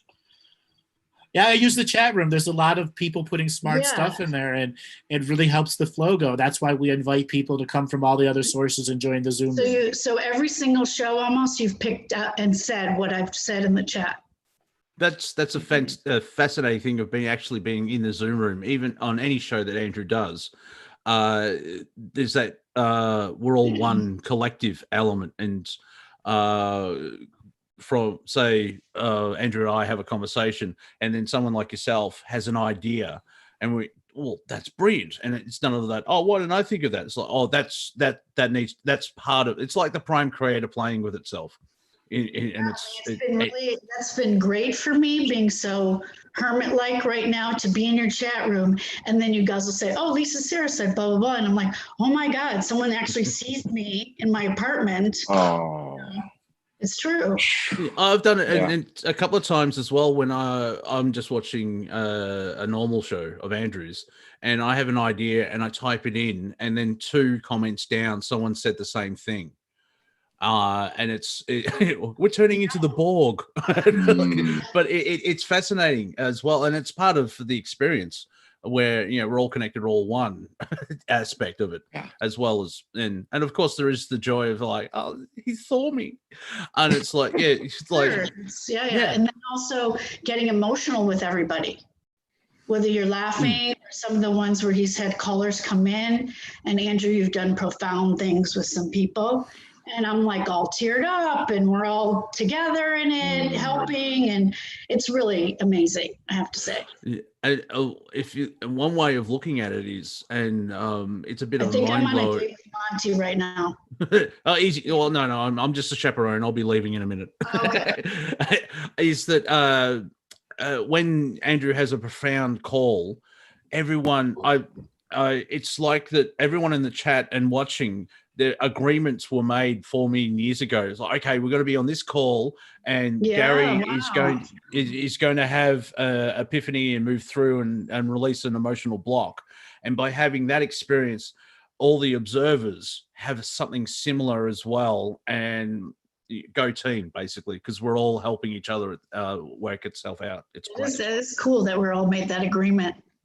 Yeah. So Contract in the so moment. so basically you've been thrown into the deep end with Yeah. Andrew, and now we've got you on a dating game. So Now this is Yeah, good. well- I get a little pre-interview here with. so Hey, yeah, when puppy, things. coming right in, hon. Oh, hello. That wasn't me. Robert, you got to mute the other one. There you go. It's. I don't have children in the background. All right. So, Okay. other questions? Any other questions? Because you're fresh to the I'm Galactic fresh, historian yes. world, so that's the nicest way of saying it, and I mean that as well. What other? Now you can't ask for your purpose because I'll do No, a I'm reading. not going to ask about me. I'm going to ask about Andrew, right? Go ahead. Yes. Anything personal questions you want to ask me? Yeah. I mean, can you share about a little something about your best relationship you've ever had? So the best relationship is also the worst relationship in my situation. Okay. So it was amazing for years, but she passed away. Oh gosh. So it had another process to it. The best times are when you do everything together, and it's like you look back at the time and days felt like years in the experiences. So there were some challenges, obviously, with that. The passing, the mourning, the moving on, et cetera, et cetera, et cetera. So. Did you have a long time with her? 2.5 years. Okay. Yeah. But because you're so invested with each other, there's that manipulation of time. If a day felt like years, and of course, I'm sure both of you have Roman Yule time. Well, we're just going to put that over there, and just have that experience. And then she passed, which when things like that happen, I've had a friend that's just gone through so much crap as drama. My comedic brain just goes, what did you agree to before you came into this lifetime? Well, the irony is that was 2016 was probably my most challenging time of my life. Oh, wow. Because after she passed, 4 of my closest friends died in 5 months, and you include her into that. So just car accidents, cancer, et cetera, heart attack. And so intense. Right. And the last closest friend, we talk, it's not, he's got kids. So he's got 4 kids. So he's very busy with the 4 kids. And I traveled a lot. So it was hard to stay in contact with someone that had known me since a very young age. I'd imagine your relationships go pretty deep when you find somebody that you're compatible with and you want to be with them. Oh, yeah. So I can only imagine how that must have felt.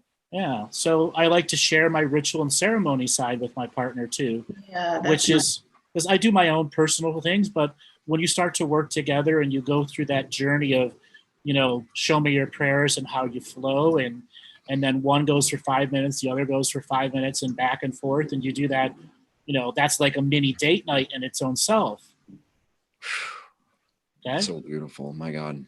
And Andrew, when you have your own experiences where from your human aspect, when I'm just imagining the joy when you learn something new. If I can use the Doctor Who analogy, like the character kind of knows everything because he's a 2,000-year-old alien that's traveled through all space and time.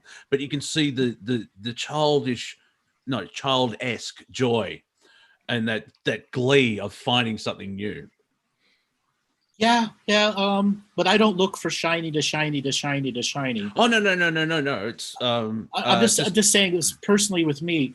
Look is looking, and personally, the challenge of looking is, can the person stand up to the bar of perception, which I don't set that high, because it's not about outer looks, it's about the inner light ultimately. Yeah. And is that person have a high avoidance mechanism or do they not?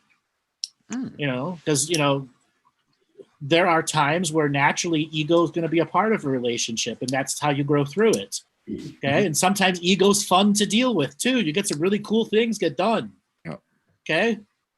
Yeah, and you know what? You can even have moments in there where you catch each other and you're laughing about it. Yes, exactly. Like, oh my God, can you believe we just did that? Look at what we did. It's like after you get through the conflict or whatever, Yeah. But I can imagine that, like myself, I mean, the reasons why our relationships are going to get close is because we're not going to small talk for probably any amount of time. No, I'm a deep converser. Yeah, I'm a deep converser, and I'm not doing 20 questions here. That's what I mean. I hate small talk. So with small talk has its place, but opening conversation, and then the deep talk comes. Yeah. Well, and if you've been on the planet for a while, you've told some basic stories a few too many times. Yeah. And then there are the times where, the entertainer side of me comes out, and I like entertaining people, like That's having fun. friends and family over, or just the two of us, and the entertainer comes out and the laughs go, and it's not me dominating the position. It's just the entertainer's the entertainer. The other person's fully engaged. I'm not just sitting there with a mic like da da da da da. Yeah. Okay. I can relate to that I can relate to that as a comedian. Okay. Just very quickly, I can relate to that as a comedian because I don't want an audience member. I want another comic in a certain aspect, because for it to work, you have to make me laugh. Because if you keep, I've had people, you're funny. Yeah, you said that 18 times. You saw me at a comedy show. Yes, I'm funny, but you sort of like a lot of comedians that are famous, like Mike Myers and people like that. Their partner is funnier than them. They're not a performer, and they have their own life, but they can make comedians laugh. And so yeah, it's good to have that sort of a quality. So sorry to step in there, Lisa. What is your question? No, I was gonna just ask what are your favorite comedians? Name Mine. Yeah. Robin Williams, Eddie Murphy, the top two, and then I will go Lisa Schlesinger, Ali Wong, outstanding. Kevin Hart. Funny. I've seen all hers. Yeah. Bill Burr, I really enjoy Bill Burr's delivery. Mm-hmm. Joe Rogan as a comic, I really enjoy his stuff. Then obviously Dave Chappelle, the King of Kings. Oh my God, my favorite. Yeah. What about Bill Hicks? Bill, he's beyond kings. He's at God level. Okay. Bill Hicks is at God level. I like Ricky Gervais. Yes, he's great too. I really enjoy his stuff he did at the Hollywood Awards.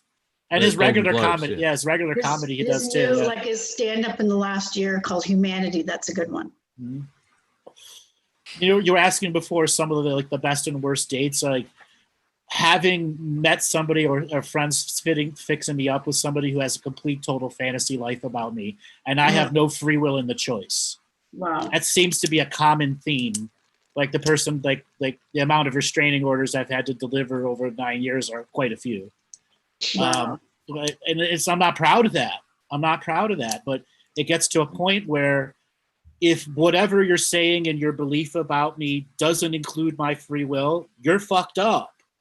Wow. So here's the thing. So if someone's dating you, is that woman dealing with women showing up at your door saying they in another fantasy of theirs, you guys are in love and you really want them, like psycho chick stuff. No, like they get like we'll go on a date or something, or we'll get set up, and then they have a complete fantasy life about me.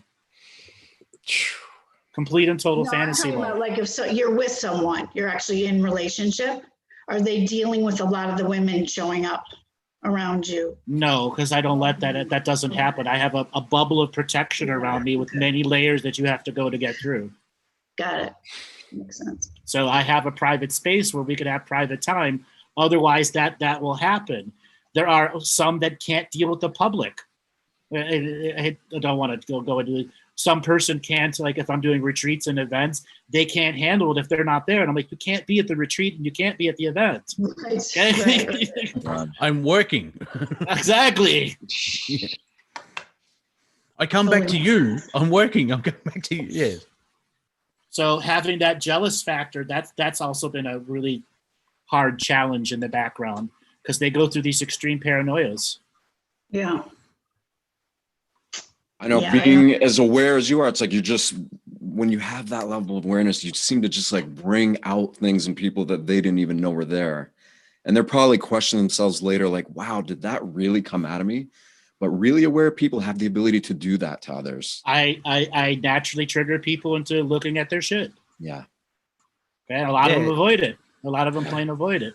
Yeah, it's fun being a friend of Andrew's. Where it's like, if I'm like you're dealing with something and like, oh, I could ask Andrew, and then there's a created avatar of Andrew in my head, and I'm like, no, you don't. Or like, I've got a question for Andrew, but I'm not going to like the answer, so I'm not going to ask him. That's I don't mix truths. I cut it as it is.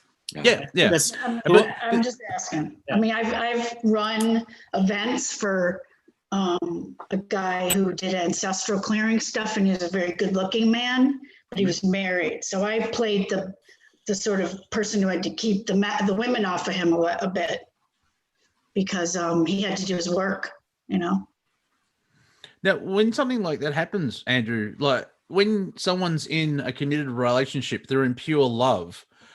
Is the frequency going out? Is that what people are attracted to? Because I've sort of noticed where, if you're single, you're not getting any sort of interaction. But once you find somebody, apparently everyone goes, oh, it's that's a good question. Yeah. The magnet's turned on and everyone, it's like you get 20 people coming in. It's like, well, hang on. No, I'm with them. Where were you last week? Unfortunately, like my last few years of experience, people have come into the relationship already in love with me and not allowing me that situation to give back or to experience yes or no. So recently that has been the ongoing challenge. They're already fully in love with me for shows, for whatever, which makes it hard for me to choose. How do I know? Because you've already concluded everything. Well, they don't even know you though. Right. Well, they fall in love with the image. It's that whole thing we were saying before, the cult of personality. Yeah, they think they are. Yeah, they don't even know you. And that lack of free will, because you if they are in love with you, they pressure you to fall in love with them instead of actually letting it unfold and work naturally and create a relationship. It's dominated. It's like I've got a conclusion and you must bow to that. That's why I like being in a situation where nobody knows who I am. I can say I do YouTube and then they can figure it out on their own. But that also has its own challenge because once they do, they're like, huh? And then there's a whole different can of worms that come from that. Especially now after doing the comedy shows. It's like, that Andrew was a nice chap. Oh, look, he does a comedy show. Oh, dear God. Yeah. Oh, dear God, exactly. So, Andrew, I'm not going to ask where you live, but are you on the East Coast? Yeah, I'm on the East Coast now. Okay. Well, thanks for calling in. There we go. Hey, thank you, Lisa. Thank you for calling in. I'm sure you'll come back again. You'll be able to, because that's the joy. That's how I reconnected with Andrew. Was I just listened to a show and raised my hand, and then Robert just picked me for whatever reason. And that was in, I think, November last year. And here we are. So it's... I liked your eyebrow piercing. Oh, hello. Wrong dating show. Oh, darn it. Yeah. So thank you, Lisa. So Thank you. Andrew, would you like to have one more contestant? So that makes 3. Yes, no.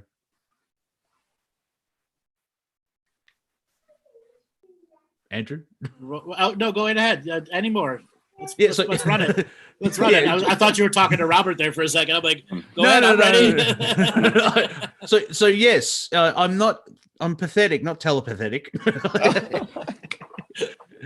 Robert, I like that. I like that word telepathetic. We're going to use it some other way. Oh, good. Yeah. So, yeah. Lucky it's being recorded. That's how you should journal. No, it's written down in the Akashic Records. I'm fine. Robert, spin up the Alrighty. callers. RC, you're next. RC. Hello. Hello. How are you? I'm great. How about you guys? Yeah, I'm enjoying the comedy thing because the way that the time difference is, I wake up and then half an hour I'm performing. It's like, all right, let's go. And for those playing at home, it's natural. I'm only it's tobacco, nothing else. We've had that. It's like, what do you do? Mushrooms when you do this? No, coffee, tea, and tobacco. It's quite natural. So whereabouts are you on the planet? I'm in California. Oh, brave soul. Yes, pray for me. Well, yes. Any plans to leave? Because a lot of people are. Yeah. Yeah, that would be awesome. I have lots of family here, though. Okay. Yeah. So, what questions do you have for Andrew? Aha. Well, did you say your birthday is March 23rd? Yes, March 23rd, 1974. Oh, right, I had 3rd, so I'm the 8th, so I'm completely wrong. Anyway, I apologize. Go ahead. All right. I'm March 23rd, too. Wow. Mm. What year? Damn. I'm a tad older than you, 1963. Okay, not that much older. So my question is, what's the longest relationship you've been in? 8 years. Okay. Do you have little ones? No children, as far as I know. Not on this dimension, time stream, or planet that I'm aware of. There are some shady soul shards on another planet, but we don't bring them up. Soul shards. Some on some UFO. When you said you have little ones, it was like, what, little relationships? And you meant children. Okay. Yeah. That's okay. No children. I still want to have children. It's just right situation hasn't appeared yet. Well, you're kind of busy at the moment with the troubles, so maybe when the troubles end. Well, I could only imagine the type of kid that's going to try to come through. Oh my god. Yeah, going back to the what did you agree to come into this lifetime? So yeah. Exactly. Andrew, watch out. Exactly. I've got some skills to pass on. Yeah, little Andrew and Andrew Net. Yes. Yeah, the Bartzis and son traveling salesman. Well, in all reality, I'd like to have 3 kids. Oh, one of each?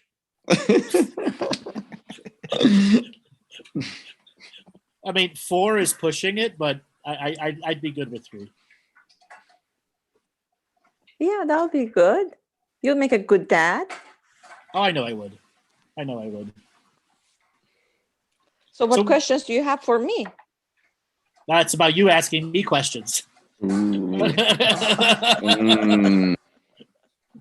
That's called a deflection in the business. Yes. Ah, very nice. So what's the fun thing you do on a date? So if it's let's say the first 10 dates, fun thing is I love to go to comedy shows. Obviously in COVID, you can't do that. But a lot of people that I've dated have never been to a comedy show or haven't been to one in decades. That's one that I like to do. Go to concerts. That's another really good, fun thing to do.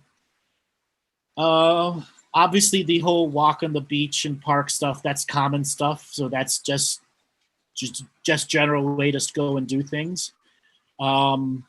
I I enjoy food, the foodie type things, going through those unique 7 and 12 course meals where they really go all out on each little mini course. Andrew, do you actually sit, like, when you're on a date, do you sit in public? Do you sit there and go, that guy was Caesar? That guy, that girl was Cleopatra? Inevitably, that comes up because I'm a people watcher. So people are like a common way to break the thing is like, let's play the game. What do you see in the waiter? And then the person I'm dating will ask a question about the waiter, and I'll be right. Or we start picking people out in the room. What do you think about this person, that person? That's an inevitable process. So that comes on a lot. Yes. Yeah, I just like the comedic idea, but that would make there would be connection as well, and it'd be fascinating. It's like, that woman there, standing next to the cash register, back in 1852. That's a real story, actually. That's a regular food dinner date, and that really regularly happens. Yes. So, ladies, he's definitely a catch. He can cook and read the Akashic Records. I mean, what more do you need? You can stay alive and learn about humanity. Yes. Well, actually, humanity in the cosmic scenario. Amazing. You couldn't ask for any more than that. No, not really. No, like what more do you need? And he has a job. Exactly. Yes. That's social engineering.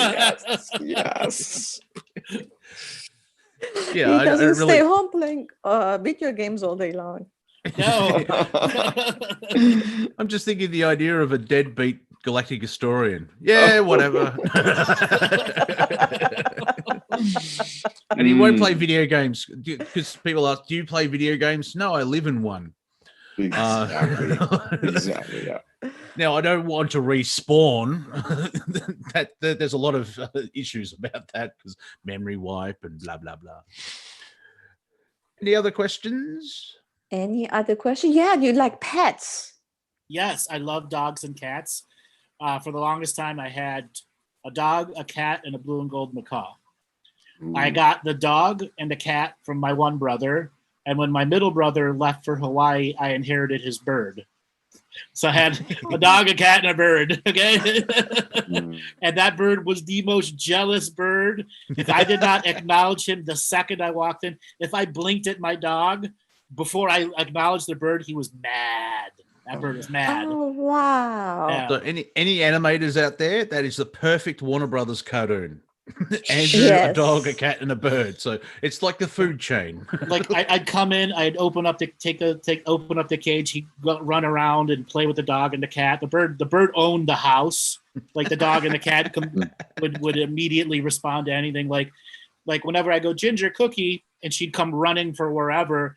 In the middle of the night, the bird would go, Ginger, Cookie, and she'd be dead sleep, run, and then beg from the bird. The bird loved doing that.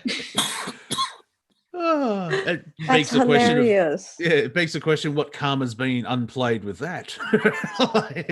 That bird's had a very couple of slaveristic type of lifetimes, and I'm getting the dog back now.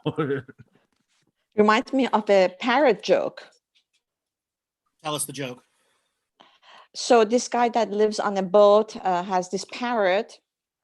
And he really, really loves her, but she has a very foul mouth. And he loves to give lavish parties. And every time people would come and it was the bird's bedtime, he would start telling people off to leave. Thank you for coming. Goodbye. And he would just swear, like a sailor to get the people getting out so he could sleep. And the owner would be like, you embarrassed me again. I can't believe you did this, blah, blah, blah.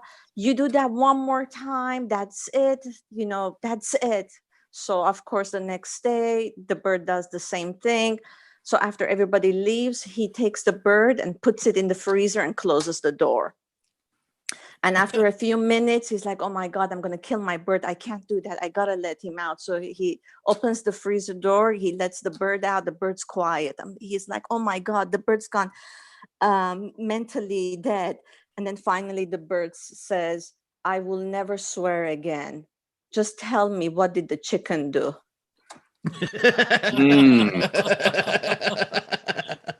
Very nice. Yes, thank you for that. That's good. It was a journey for sure. There's a bird mafia out there, everyone. Thank you for your call. Thank you for participating in our dating shame game. Thank you. Yeah, Okay. Bye. See you soon. Talk to you soon. All right, nice to meet you. So people can ask me personal questions too. And I'm open to, if you want to ask me personal questions, I'm open to that.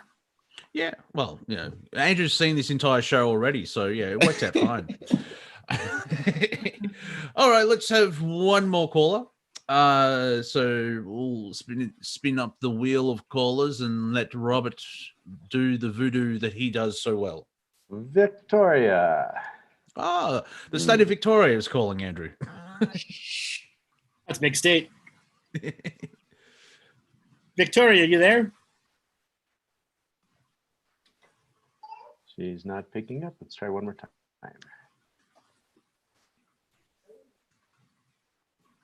So maybe just away from the computer / phone. Let's move on to the next one. All right, so Victoria, there you go. Can you guys hear me? There we are. Oh. Yes, we can now. Oh Squeaks my in. God. I am so sorry. I was technically challenged there for a moment. Oh, don't worry. I do the same thing. I know Andrew, and so when it comes up, I'm going to be talking. You get the question, would you like to unmute? And sometimes you press the wrong button. It's like, well, it's that moment of confusion. So, but you made it. That's the main Yeah, thing. I panicked. Anyway, thank you for choosing me. I had a feeling you will. So, Well, that's so how Andrew, this one is a pretty personal one. Are you ready to answer it? Yeah. Well, first of all, where are you based at the moment? So have you ever encountered a sexual soulmate? Yes. Yes. Yes. Yes. Yes. And they are an extreme challenge to get out of lust and into an actual love state. Because when you run into a sexual soulmate, Get out of bed? No. It's the lust runs the relationship, and inevitably lust defines too much of the relationship. And oftentimes sexual partners in that way are there to heal each other, and then as the lust is gone, you're separate. That was the spiritual reason for that. Yeah. So do you, like, normally, is that something that, I personally think it's pretty rare thing to encounter. Is correct? No, it's not. No, it's not. Not quite. Everybody has tens of thousands of soulmates available at any given moment. The whole idea that there's only one person in all of the universe for you is light work or garbage. But I'm talking about sexual soulmates. I'm talking sexual soulmates too. You've been at least 250,000 different lives. Okay, even at 1%, that's 25,000 available to you this lifetime. By the way, you're saying that I get around, Andrew? How dare you? All your other selves have gotten around enough to make a good pool of potential. Oh my God. But I totally agree with you. Oh, you've muted. As far There we go. as There we go. Sorry, Victoria, you muted, so we missed most of that. Oh, I'm so sorry. I was having another call. I just tried to hang it up. Yeah. So what I was saying is, it's very interesting what Andrew said, that normally sexual soulmates are there to heal each other. Yeah. So I thought that was super interesting. Thanks for sharing. And then getting into the journey of love. Well, what does this potentially mean for the future? And if the healing goes both ways, then the opportunity for masterful co-creation is there.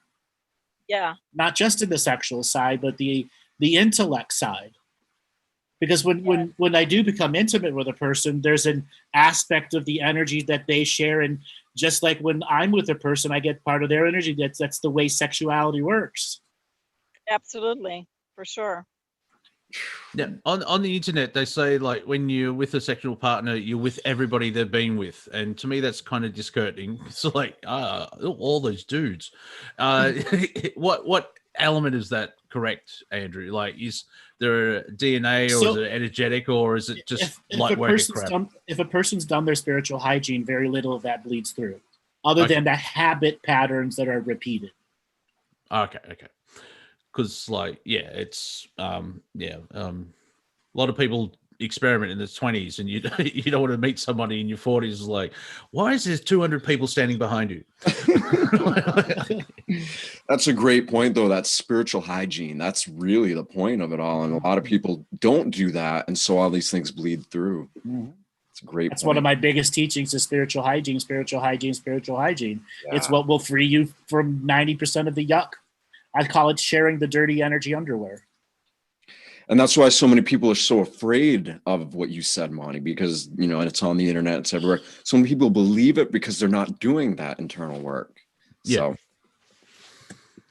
Well, it's fascinating where you get one little bit of the information, and then it extrapolates out. And that's sort of, I think that's part of the awakening, which has so many levels. Like, a lot of people are waking up to just the control system. I should introduce them to Andrew. It's like, oh, you think you're awake.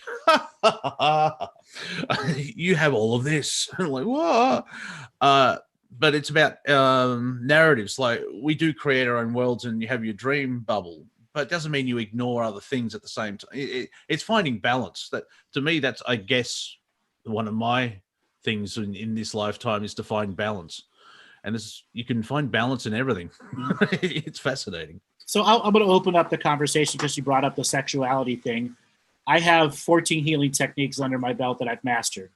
Those are a part of the process of sexuality, which can be very unique for some people. So I'm not exactly floating my own boat, but I use all of those skills to techniques while being intimate, and which makes for a very unique sexual relationship. That's really cool. everyone just Andrew, what happened there was everyone paused and thought about that. Now, talking about taking a bit of information and running with it, everyone's imagination's gone. Oh, okay, all right. There are certain points that you can touch in the body and have a non-vagina based orgasm, or a full total no-touch orgasm.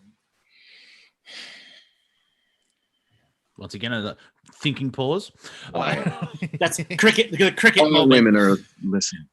Cricket. You moment. know what? You thought you had a line of women after you before this statement. Now watch it, Andrew. Get those restraining orders ready. 3 layers of protection. But anyone can do this. They just need to learn. Just, you know. Anyway, thank you guys. I'm going to mute myself. All right. Thank you, Victoria. Thank you. Let's do another caller. All right, Roberts. Let's get the dartboard out, dart, and throw it at the world map. Okie doke. Julie Friedman. Julie, are you there?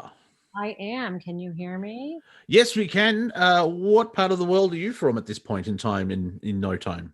I am outside of Houston in the Woodlands. Okay. Outside, look, do they let you in? Are you safe? Is there any storm going on there, or just a light breeze? Yeah, a light breeze. I'm so sorry. I'm a dog person too, and one of them is hungry. Yeah, pets always know when you want to do something important. They see? Mm-hmm. Yeah, you heard me. Yeah, she's a puppy. And she needs a job. Anybody have a job for her? Christmas is coming up. You know, maybe a reindeer. A stress relief. I was thinking of some seasonal employment. I don't know. I think it's a full-time permanent situation. So what questions do you have for Andrew? Wow, I'm so shocked that I'm kind of I just love this show, and I loved everything that you've talked about so far, and I really don't have to I hope I don't have to go on mute because of this. There's a deeper level of communication wanting to come through. Let's let it. I really I know, seriously. I really just wanted to get on because, well, one, I'm not really looking for a date. I got a divorce in 2017 and it was a huge dark night of the soul, and I'm still just fascinated by my own self, which sounds maybe egotistic, but I'm fascinated by my own higher self. And so I really wanted to thank you and Seth, especially for your show last night, because my mind was just blown in my meditation this morning. So I'm sorry, I'm not making this about you, Andrew, but it is about you. You've got such a great game going on. I love it. I love the conversation with you and Seth. It was the first conversation that I've tuned into that I understood about 95% of it, because your level is so deep and so high that so much of it goes over my head. But I keep tuning in. I've been doing the revocations and it's amazing. And between that and Seth's story about the addiction and the ego addiction, that just drove it home yesterday. And so in my meditation this morning, my mind just blew up. It was wonderful. And I'm just so appreciative for your conversation and for just everything that you're doing. And I'll keep coming back until I understand more. Great. Well, that's the fun part of it. And the interesting thing is, like, coming out of a divorce, you sort of explain, you're finding yourself again because you're getting out of a relationship. So you could use this as your first date as well. So you can do it that way. So. I don't know, because I just talked about myself, so I'm not sure that was a very good date. well, thank you for sharing. So. Any one last question, or do you have a question? Yeah, are you from Cleveland? Do you live in Cleveland? Yeah, I grew up in Cleveland. I'm just living outside of Cleveland, Ohio right now. I moved to Houston from Twinsburg. I lived it's not far from where I'm at. Yeah, I lived in Twinsburg for 10 years and I loved it. I was drugged kicking and screaming to the Midwest by my ex, and I loved it. I loved it. The people were so wonderful and family oriented. I loved it. So you must like it since you're still there. Only here because of COVID, actually. Really? Yes, I was living in Barbados for 2 years, and before the COVID hit, I had to get out very fast because the islands are a disaster now. Oh. Yeah. So. Okay. It was a rash decision, and then everything shut down. All right. If you could live almost like he knew. Yeah, I did. I shut everything down there. Yes. If you could live anywhere, where would you live? Back on an island. Oh yeah. Australia is an island. No, I mean, island life has its own unique aspects to it. And would it be the Caribbean again? No, not necessarily. And not Hawaii either. Hawaii has its own energetic challenges. I enjoy the tidal energy. Like if I were on one of the barrier islands off of the Carolina coast, that would be awesome too. An island-ish life, but I would still want all the amenities of a city too. So yeah, I still like big cities. Yeah, I don't want to live out in the middle of nowhere. Yeah. Okay, I'll go out in the middle of nowhere to do my stuff, but I still want to be in a city. Yeah. You want to be close to concerts and comedy shows and everything else like that. Yeah. Well, thank you, Julie, for joining us. Thank you all. And please stick around. Keep following on. And I'm sure the Wheel of Callers will bring you on when that's the fun part of that Wheel of Callers. It's divine timing, if I can say it that way. So enjoy. Thank you. You're welcome. Andrew, one more or? Sure, let's do one more. All right. Who will be the final contestant on the Monty Dean Needs a Hobby game? So, Robert. Can't find my mute button. There you go. Alicia. Hello. Hello, how are you? You can actually hear me. That's awesome. Where are you at this point in time? I am in Canada on the West Coast. Oh, okay. So Vancouver-ish. Yeah, I actually moved kind of to a smaller town now up near 100 Mile House, which is kind of funny because we're in metric here, but the town is called 100 Mile House. Yeah, there was a change. Yeah, so yeah. When I say ish, I'm including half the country. Yeah. So, what questions do you have for our budding bachelor, Andrew? So Andrew, what do you do for fun that is not necessarily on the spiritual side? Oh, I like that. You're using questions that Andrew asks. I like it. So, comedy shows, theater. I like going to operas, believe it or not. I enjoy those a lot. Stage plays and shows, concerts. Those are the big 4, 5, 6 things I do a year. I enjoy camping, fishing, hiking, boating. Had a jet ski for many, many years. So those are the things that I like to do, but they don't necessarily dominate what is fun in my life. Obviously, work drives my life a lot. So having effort and time to go and have a really fun thing is planning ahead of time. So really planning something so I can truly enjoy it, or I can have a few days off before, or something to that effect, so that I'm, fully present and can go and enjoy the journey and the fun time. Well, Nice. people have seen us talk to each other. It's fun. Like there's elements of comedy and it's a comedy show, so clearly. But even when we're talking about interesting concepts and information, and some people would call it dark stuff, we have elements of comedy, and it's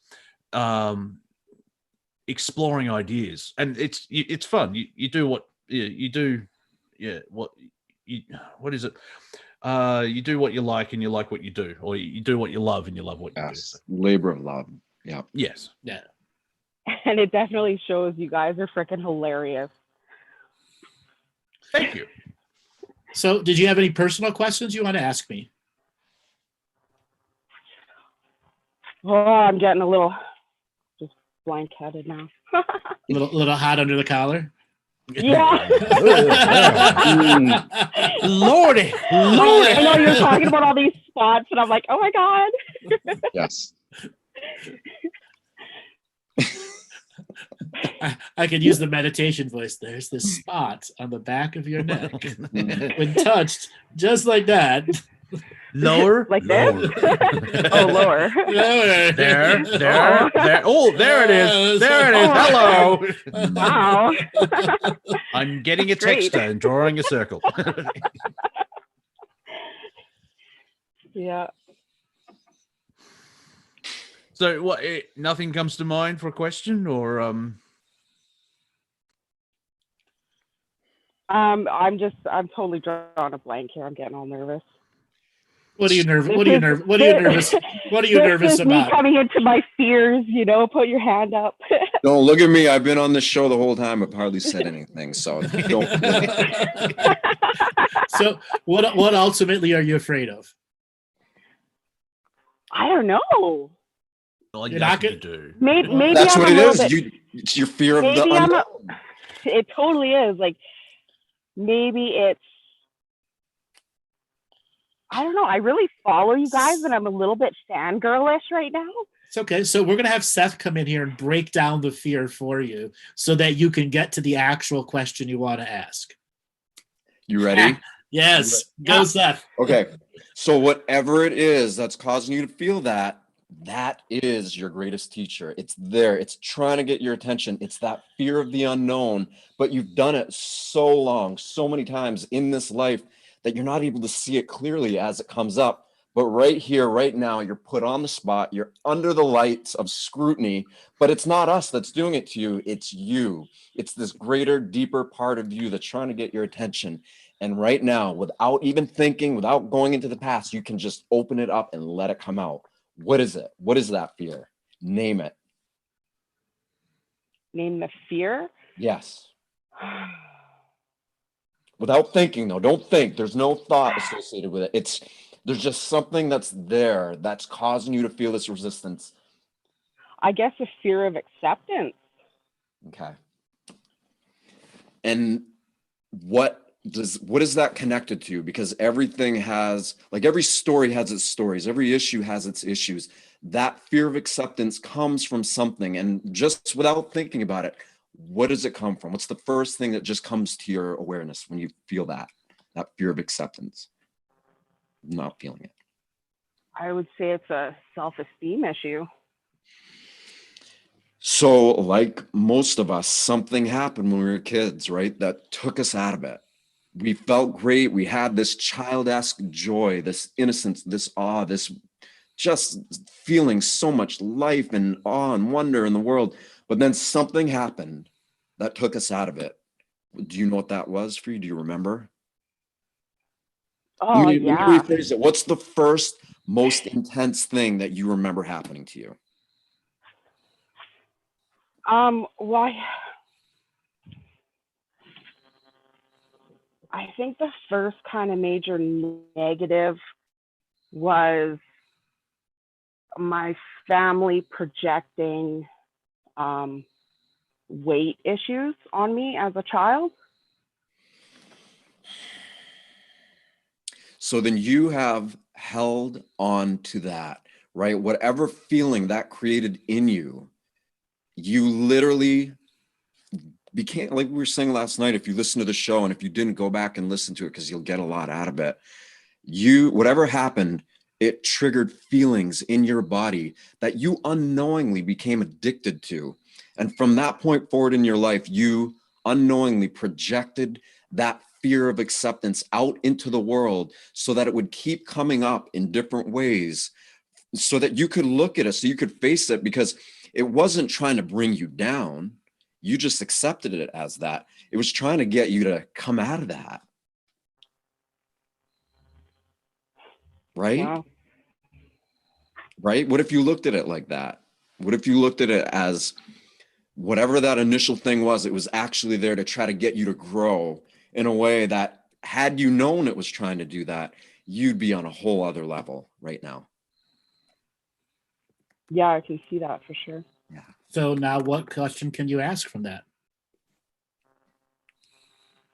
This is the growth opportunity. Yes. What question can I ask?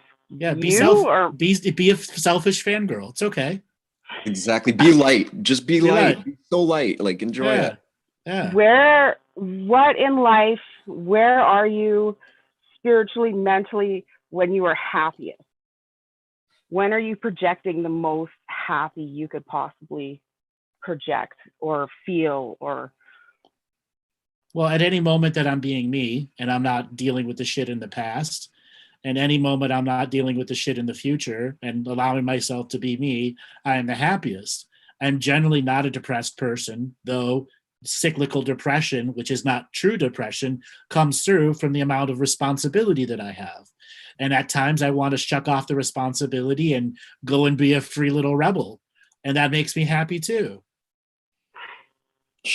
Choice is what makes me happy. When I have choices to use my free will and to exercise it in a manner that's not destructive to the creations that I've made. That question wasn't that bad. Okay, see.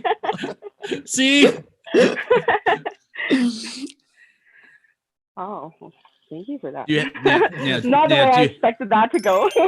Well, see, that's the beauty of it. Like, exactly. Now, my question to you is: do you have another question? It's okay. What do you have to do tonight? After this work. So how many hours in a day would you say that you work? Monday through Friday, 10 to 8 minimum. Okay, good. Yeah. So you have nights free. Generally, but it all depends on how many. Like, you got to realize that I talk 8 to 10 hours a day. So when I end a day of 8 hours of straight talking, I like to be quiet. I want to hear myself talk. Oh, I feel that totally. Okay. So for a perfect date on those days, you want a talker. and you can just listen. Yes. Oh my God. Thank you, Monty. Yes, I want a talker. Oh my God. Yeah, I'm definitely a talker. I've had ever since I was little, I'll just ramble on about stuff. And as long as you're nodding your head, I will just keep going. Ooh, sounds perfect to me. Think about all the things I've done and what I think about that. And yeah, I'm definitely not on a spiritual level like Andrew there. I kind of thought I was on this spiritual level, and then I got Andrew red pilled, and I was like, oh my God. Oh my God. Oh, it's so much deeper. I had to take 24 hours to just be kind of, holy crap. So when did I red pill you? I saw you on the Dark to Light show with Laura and so about a month and a half ago. Yes. And then I definitely went into this. I can dream now, by the way. I've never been, well, not since I was very young. I haven't been able to dream. And I've kind of binged your show a little bit at the beginning, and then I thought I got to take some personal time as well, right? And yeah, the salt and the silver and the crystal. Yep. Great recipe, right recipe in the right moment for people.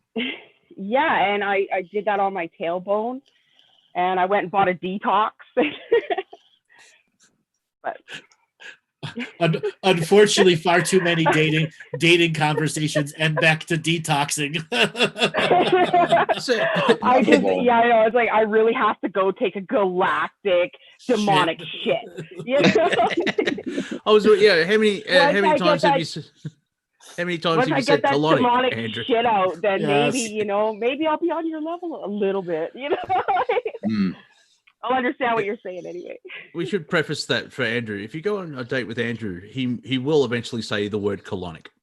Yes, I will. Yes, I will. Life is better after a big poo. So yes, all these constipation nations. There was a couple shows back. I think it was maybe 6 or 7 shows. And we're talking to a lady who's wanting to do a detox, and I told her she had to go do a parasite cleanse. And I warned her she's going to shit out something that looks like a moving octopus. That's where I got the visual of the galactic demonic shit. Anyway, I did a private session with her a few weeks later, and she's like, "Yeah, it looked like a dead octopus." I've had I didn't have an octopus come out of me. That would have freaked me out. I was like, oh my God. I remember my body decided to have a cleanse. My body decided to have a cleanse. I didn't consciously, I'll stop eating. The body's just got, you're not hungry. You're not hungry. And eventually I was having black tar coming out of me. I'm like, oh, the body's gone. We're having a cleanse. You suck. Exactly. And that was very, now. Yeah, exactly. Whatever, dude. Thump. So the octopus, crapping out an octopus, is actually a really common thing. When you let go a deep part of the mucus layer, it has these tendrils and things on it, and it comes out in one big giant jelly flow. No, I haven't experienced this yet, but this is what I look forward to in life. So what did you do today, honey? Well, I was on the toilet for 4 hours and I gave birth to a squid. Yeah, the food baby. Yeah. And I was so proud that I flushed 3 times, of course. Yeah. Wow, a triple flusher. That's impressive. Yeah, there's a courtesy one and then one to make it grow. Piss off. Oh, okay. So obviously you're feeling better now. See, we've made a breakthrough. It was interesting in the chat. Someone said, "Where did the comedy go?" It's like, oh, well, that's kind of one of the jokes for our comedy show. Is it's almost we call it a comedy show, but 75% of it's about actually sharing information and help people move forward. That makes me laugh. Like, yeah, you call it a comedy show, but people achieve things and you help people. Also, we're not stand-up comics doing a 90-minute bit, getting laugh after laugh after laugh after laugh. We do have to breathe. we are in an improv state, and the comedy is we're not being serious right now, and that's the advantage of being able to use the term comedy. And it helps actually with the comedy in a way. The example I give is a lot of, not a lot, but when you see a comedian doing a dramatic role, it is so much easier because with comedy, you need to find the humor and go for the laugh. You use drama in that, and then you make a connection that no one else can find, and that's when humor, laughter comes out, which is, I mean, that's a 2-hour show anyway, Andrew, talking about what actually laughter is. The thing is, though, when you do a dramatic role, 80% of your energy is just removed because, like, oh, I know how to do this easily because it's in the flow of the whole show, there was a moment of, dare I say, drama, but the release of that drama, and here we are in the comedy, and that's welcome to my comedy seminar. So, use a little bit of drama and then the comedy to break up the energy, like, having a black poo. So this actually, somebody messaged me, and I hold myself from laughing. I don't want a poo picture before the 15th date. Well, I would go one step further. I don't want a poo picture. Exactly. No. Mind you, we've had to at least been on a long number of days before I get a poo picture. Well, yeah, it's 2020 though. Well, you thought just dick pics were know bad. that they had a great poo? No, they're like, what is this? What happened to me? Yes. I've had a number of poo pictures, all right, and I'm like, oh my God, no. Take me to the hospital. They're sharing, and then there's please stop. Yes. Yes, right. Get boundaries. Yes. No poo pictures. No poo pictures. I love you, Stacy, but stop with the poo pics. It's getting a little. Everybody does it. When I said I wanted to know everything about you, I didn't mean everything. Okay, so any questions that are floating in the back of your mind, or you feel satisfied of all that poo talk? Oh, look, it's the leader of the Communist Party in China. I do have a comedy question. Mm-hmm. So I know some shows you tap in with, you call it the cool table, and you have different galactic people sit at your table sometimes. And I'm always like, how come people aren't asking them questions, like, about comedy? Like, do they have, like, poo humor? Oh, yeah. Since most of them don't have bodies, they have a lot of poo humor. So for those unaware, Andrew did a show with Martina, I think it was, and there was a connection to the Arcturians.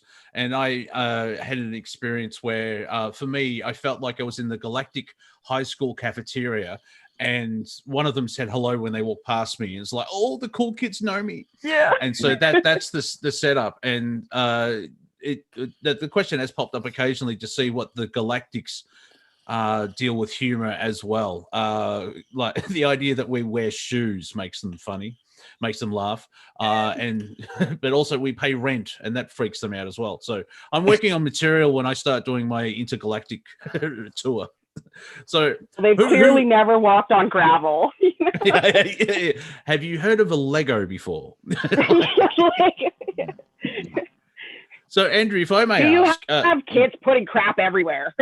Exactly. Andrew, what galactics do we have tuning in today? A whole lot. You have the ones in the background that are just pretending like they're not listening, but they're listening. You've got a wide variety of potentialities, wondering if it's going to go to the next level. And a lot of spirit guides beating on people's auras right now. Call in, dummy, call in. Oh my God. My guides are telling me to raise my hand, but I'm scared. Like, one of my favorites that you guys did was your higher self poking at you. Why are you blocking yourself? Why are you blocking yourself? Why are you blocking yourself? Why are you blocking yourself? And I feel like that's totally my higher self is saying that to me all the time. I'm like, okay, I'm trying. Jeez. Yeah, there's moments in time where this is where like most shows in chat, I put in it's me, isn't it?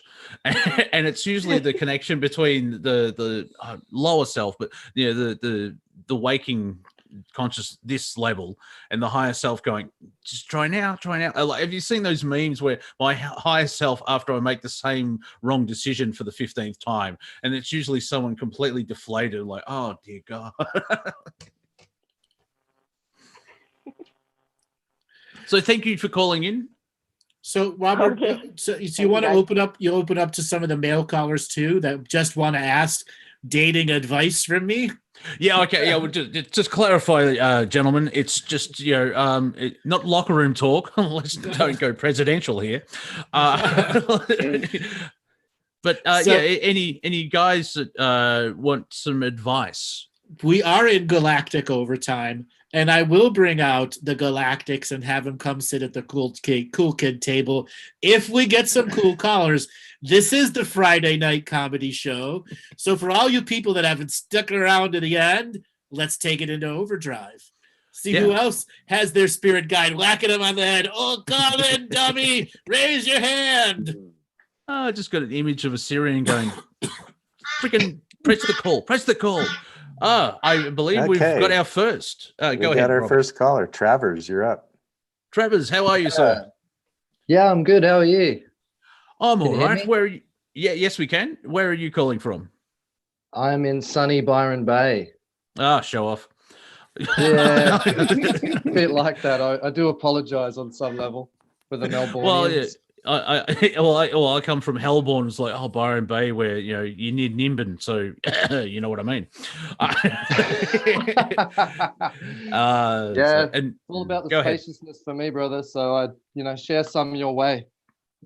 Oh yes, please. The band Cog that I referred to, I think the drummer lives up there because He does. He lives in South Golden Beach. Oh, the singer lives there actually. Yeah. Oh, there you go. Yeah, well, He 1 has degree of a, separation. He has a waste recycling business. Oh, yeah, awesome. So I don't know how that relates to dating, but you never know. Well, if you know someone famous, it sometimes helps. True. So yeah, that's an aspect. Any questions for Andrew to help you get some What was that? What was that statement? Would you like advice to meet somebody? Get some. Meet somebody. Yeah, I'm speaking ghetto badly. Yeah, that's not my issue, I don't think. I think what's interesting to me, I think, is maybe the balance between what I notice is at parties sometimes, I very quickly will get to childhood trauma. So you kind of drop in too deep, too quick, and then I'll be like, you know what? I'm not the best person to talk at parties all the time because it just seems to get to that depth quite early. So do you drop in or do they drop into that level? I do. I just tend to You like to share. I'm not unable to get out of it, but it is an intriguing dynamic, and I'm sure other people have a tendency sometimes to need to drop in too deep, and it can actually take away from the ambience of having a more lighthearted experience. And that's something that I've opened up to a lot through Andrew having such depth of knowledge of our intergalactic nature and multidimensional nature, but then also being like, well, fuck it as well. Don't be too attached to it. Just kind of have the human experience and honor your own humble experience. Mm-hmm. So that's Andrew, really something. Yeah, maybe Andrew wants to, has some. When it comes to dropping into somebody's traumas right away, that's your border issue. And ultimately, it can be very attractive to some people. I know this because all too often, if I'm in these private conversations, that comes up. The skill is never off in me. I do have to dim it. So you have to learn how to dim your skill and learn chit-chat talk. Yeah, what I've learned to do is say, I'm not the guy, actually. This is probably not the best conversation. Well, the thing is, you are the guy. If you can do it naturally, you should be doing it as paid sessions. Okay? Yeah. You should be doing it as paid sessions. Just take it off the party couch and onto a therapy couch. Yeah, I kind of realized that it's a process, I think, for me. But yes, thank you for that reminder.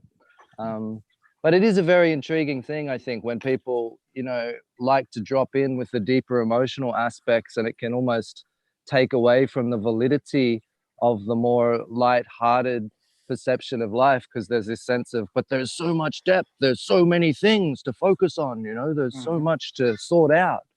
And I've really moved away from that, but I do think it's an intriguing aspect of moving into connection with new people that is worthy to discuss. Well, ultimately, moving into connection is a state of being where whatever our limitations are, the volume on the limitations is greatly lowered. It's not muted, but it's greatly lowered.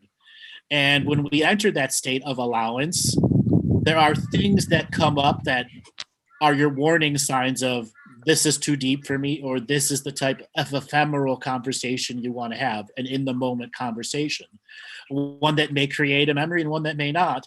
But part of the ongoing process of making a conversation is to not overly strategize. Okay? Yeah, 100%. Absolutely. And talking about childhood traumas is to actually strategize. And there's a strategy process going inside there. And getting out of the strategizing process, which allows you to explore the color of the sky tonight, and everyone sees a different shade of blue. And that's something you can make as a regular conversation or opener, and then pull out your phone and put out a color wheel on, and what shade of blue is this to you? Because everyone sees a different color.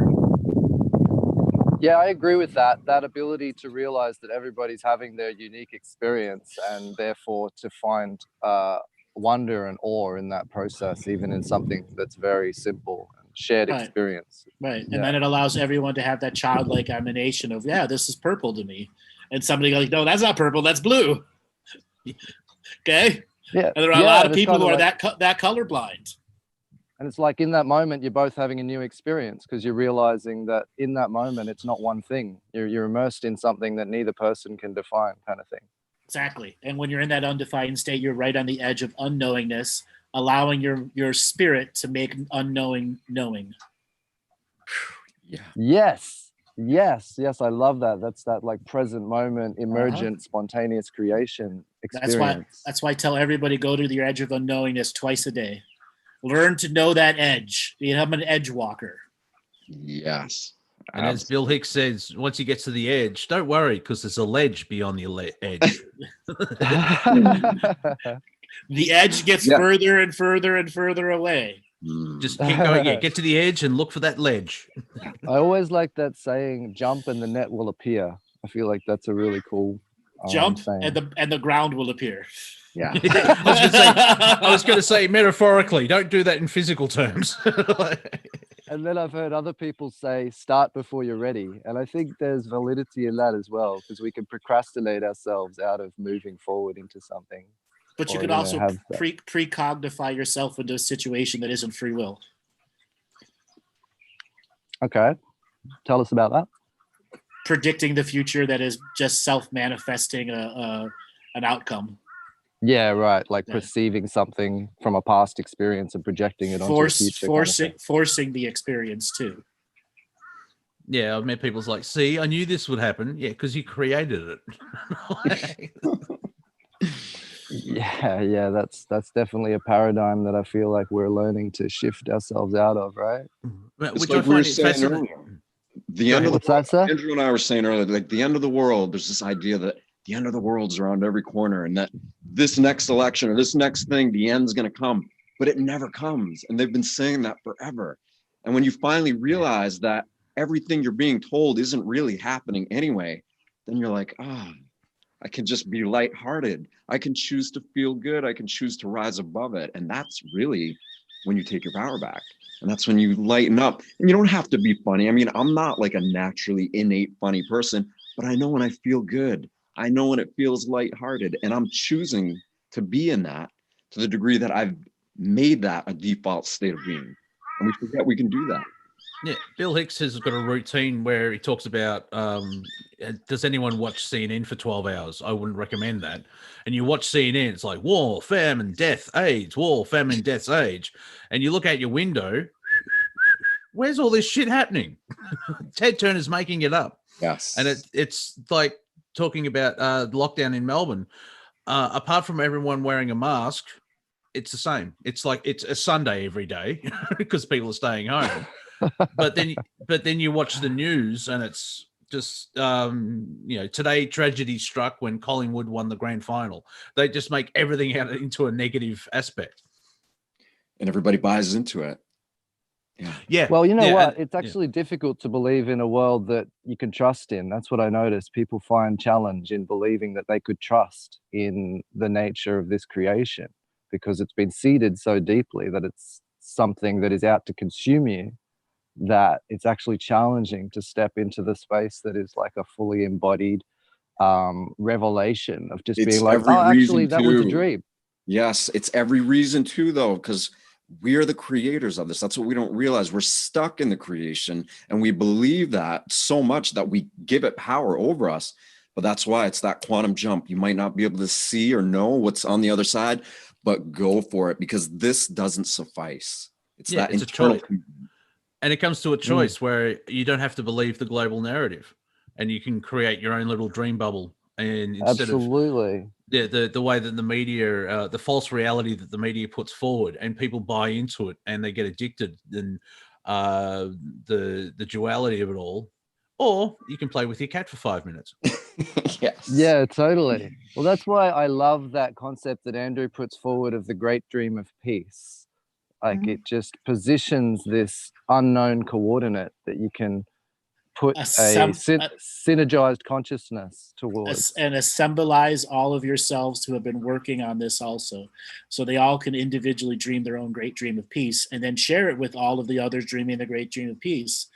And that's that synthesization process of all the many selves working towards a common goal. Yes. See, I also talk about this stuff at parties, and it's like it just depends on where it goes. Well, it will get you laid. Yeah. It will get you laid. As long as you're smiling, as long as your heart's open, then yeah, you got to do it. I got to be honest, it's not always the objective to get laid. I definitely value friendships more than as much as I value. I'm a very sensual being, but I value friendship highly, and I think people overlook it when it comes to sexuality. I think there can be a distortion that's been imprinted that your goal is to get someone into bed that can take away from the friendship. Absolutely. And that's the big challenge I ultimately have in dating. And if you look at marketing, the verbal friendship relationship is far more rewarding. Obviously, sensuality and sexuality is a natural part of each being. And when you can explore that side, it makes all those other moments even more better. So much more. And I think there's this idea that once somebody gets in the friend zone, you're not meant to be intimate. That's what I picked it up as a cultural narrative, and I don't agree with that necessarily. It's not Me neither. There are some works. people, because of whatever the way they grew up, not traumatized, it's the use of sexuality which allows them to get past their borders. Yes, absolutely. It's like there's so much dissolution and dissolving of shame if you can step into a really organic space of intimate connection through the body, because it's such an honest, innocent eroticism. There's an innocence of erotic connection. See, the innocent erotic connection is also almost always confused between lust and love, and most people have never done a in-depth self-processing of lust to love. And those that have experienced lustful relationships get caught in repeating lustful relationships.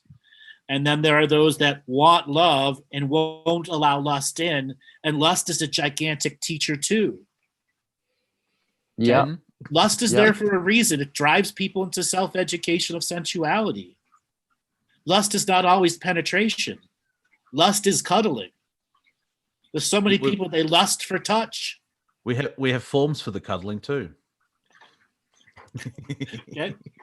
So Travers, how long you been listening for? Probably about 1.5 years now. Yeah, maybe a bit longer. What would you say some of the top Andrewisms you've heard?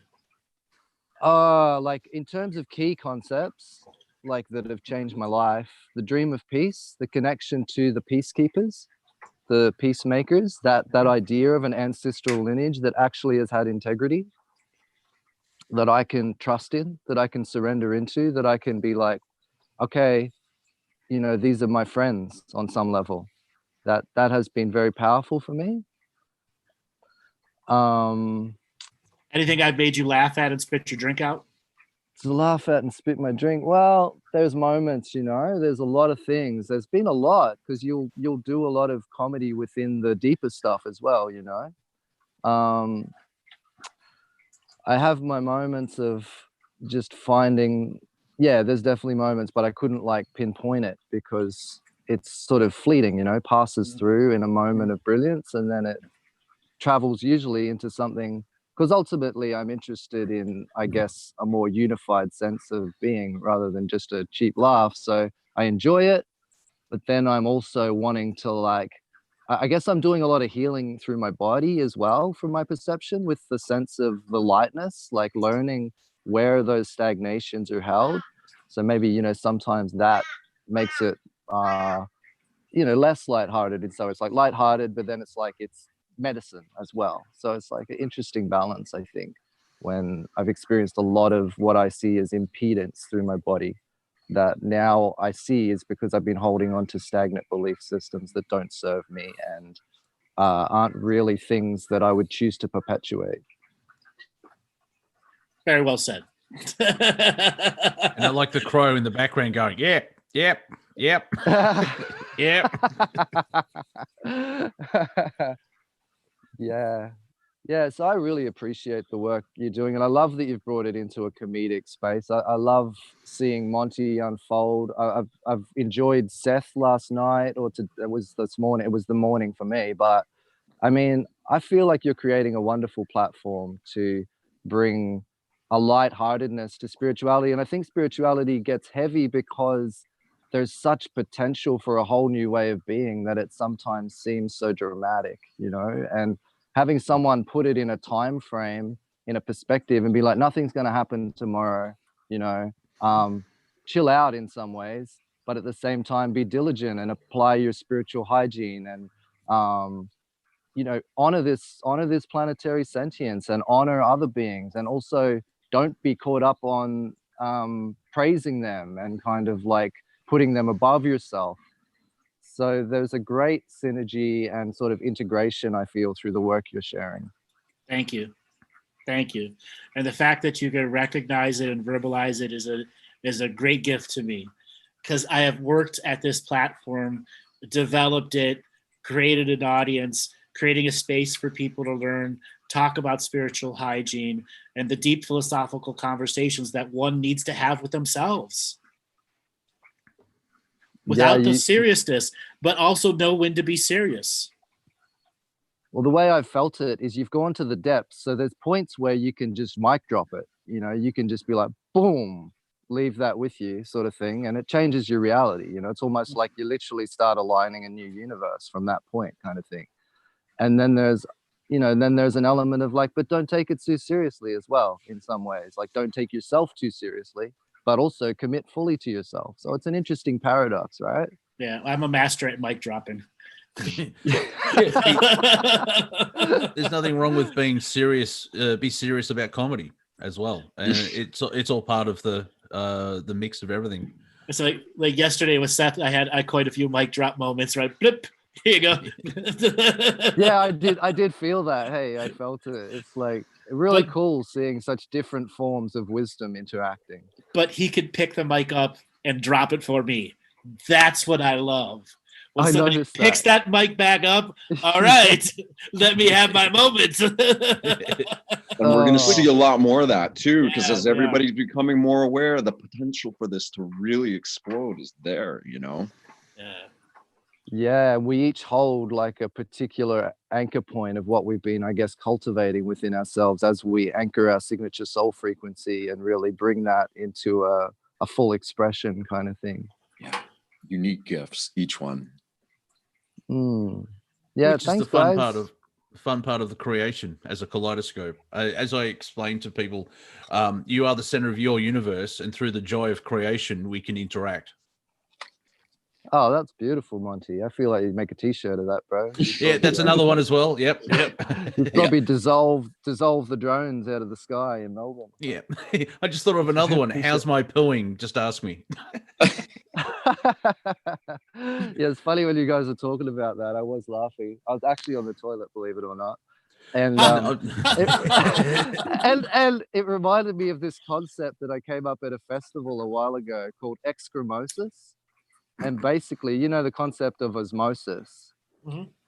It's kind of like when, as an individual, you take on the collective shit and you just do this giant shit while everyone else is partying and like releasing all the, you know, getting all the light energy in, and you're stuck in the portaloo, you know, on acid or something, just fucking doing this giant shit for the universe, you know? That's Well, excremosis. I've been at a party and I've gone into a loo afterwards where somebody did an acidic shit. My God! Holy fuck! Got his camera out and took a photo. Holy shit! Exactly. And when you're talking about those aliens and you were saying about they're watching to see if we're going to go to the next level, I just couldn't help but imagine everyone just needing to go to the toilet at the same time and just doing this like universal dump and purge release. And Yeah, then- that's what's going to happen to humanity. It's not a solar flash. Everyone runs to the toilet and flushes. Solar flush. Solar flush, exactly. Oh, flush. And like, I think it's a testament that you could manage to have a serious conversation about dating and have so much integration with our bowel movements. Like that's a One and the same. So what was the show about yesterday? Dating and shit. Yeah. Anal octopi. Yes. You know what? Release the Kraken. Oh man. All right, so I have a little something, an excrement stories to say. So I like to write fantasy stories. I have a variety of novels that I created a world from, similar to Lord of the Rings. And this was in early 2004. I created the world, so I have got about 1,200 pages of stories that I haven't published yet. A lot of them using the teachings. And right now they're my private thing. At some point I'll make them public. But I like to make my bad guys not the usual Dark Lord of the Sith. I use more uncommon types of things that are trying to become the big bad guy. And one of the stories, I created the term gremlin, like the movie Gremlins. They're the bad guys of the story, even though there's plenty more undead, evil things that are far more dangerous than them. But the story revolves around a character who battles gremlins, who are considered the lowest of bad, evil things in the world. And what the gremlins do is they like to, like trolls go under a bridge, they like to hide out your outhouse and put magic on it that would make it very difficult if you don't pay them to go after your outhouse. Okay. So if you don't pay them, you might take a morning shit and then shoot through the roof of your outhouse with a giant column of flame coming out of your ass. I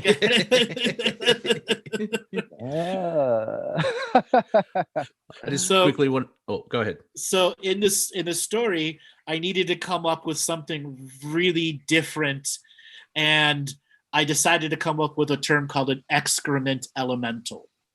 Okay. Excellent. Yes. A shit demon. Yeah. A shit demon. And what it is, it's the collective of all the people's shit. And he had developed this spell against the gremlins over many, many years. And he was in a super evil neighborhood where there's just super amounts of evil in a city. And he found where all of their shit is put into this outside of the place, and he cast the excrement elemental on that, and a giant excrement elemental came up and attacked the city. Oh, okay. I just want to quickly thank James for the idea in chat. After lockdown, I'm having a shit party, so everyone wants to come and reach enlightenment. Toilet paper's on me. Yes, look at that. Yeah. So I would challenge myself in these stories to come up with really unusual storylines that are somewhat poking fun at the sword and sorcery, but still taking a very serious attempt at writing a story. My dialogue's amazing. The way that I do my setups of the stories and the storylines, and create the entire myth and mythos of the whole place, and then incorporating the teachings into these stories. Yeah, when I'm listening to you talk, I'm like, getting the download of how deep into that process you explore, and I love that continued encouragement to keep going deep into my own creativity and to share that as a teaching for people.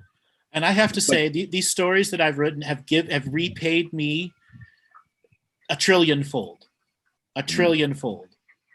just to be able to like I yearn to be able to just sit and write everything, because I don't write just in that. I challenge myself every month to start a story that goes to 10 pages or 3,500 or 4,500 words, because I'm a word counter. That determines how much I'm actually doing versus pages. And so let's say this month is a sci-fi story, next month is a dystopian story, next month it's this. So I have a variety of other stories, and then I go back, all right, I got this one to 10 pages, this one's only 4 pages, and then I keep adding and adding and adding and adding and adding to them until I've realized I have thousands and literally thousands of pages of stories, all there from self-generation in the moment for the joy of doing it. That's it. Yeah. See, that pure exercising of imaginative potential, like that's the key, and that's what you do, and that's so many forget they have the ability to do that.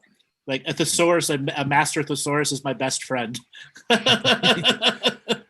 if people watching back this show, our passion has been talking about crap. So release the poo in you. So I studied art therapy, right? What I learned about art therapy was that expression is expression for expression's sake. You can do whatever, and I always use the analogy, you could take a crap on a page, and if that is your sense of your expression at that time, it's gonna have some potent sort of therapeutic part, nature to it, kind of thing. So do you know about the famous artist? His title of his art is Brown Spots on the Wall by Who Flung Poo. Oh, yes. Impressionist? Yes, an impressionist. He has a rival called Who Flung Dung. They're very... It's a heated competition. Yeah.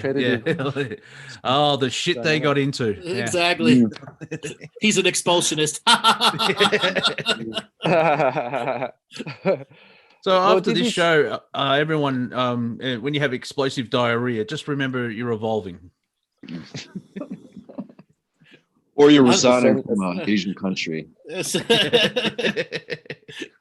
Look for the squid. I've released a kraken and I feel weak.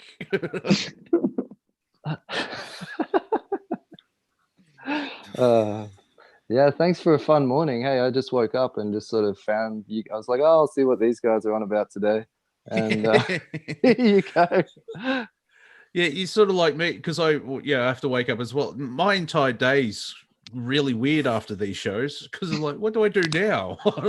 I'm light and fluffy, and I'm just going to watch Doctor Who. Well, we have been going for nearly 3 hours, so I'm going to call it a day.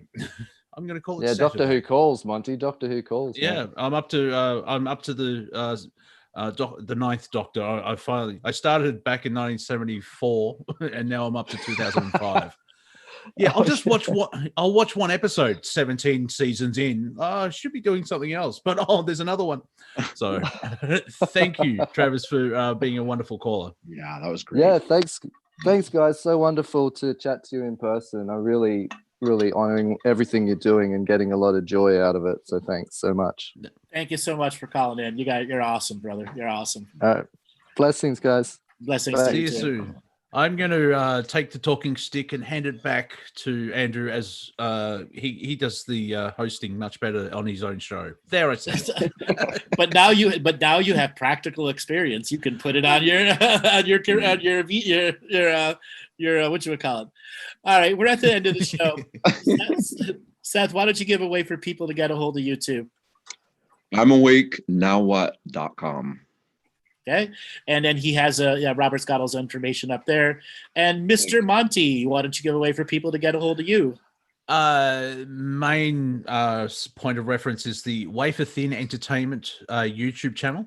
I'm on Facebook as Monty Dean. I'm number 5 according to Facebook. I'm also on Twitter at Real Monty Dean, and on Instagram as Monty.Dean, where I meme. That's all. I will start posting photos of my cat because Andrew keeps telling me to do that. So that's basically it. And I annoy Andrew from afar. He doesn't annoy me from afar. He annoys me from close. But it's love annoyance, and it's pure love. Thank you guys so much. This has been an outstanding show. And everyone that stuck around all the way, thank you so much. We'll be back in 2 weeks with another comedy show. I will be back this coming Tuesday with Martina Grubmuller for another incredible expanding consciousness and exploring the universe. All right, Robert, take us away.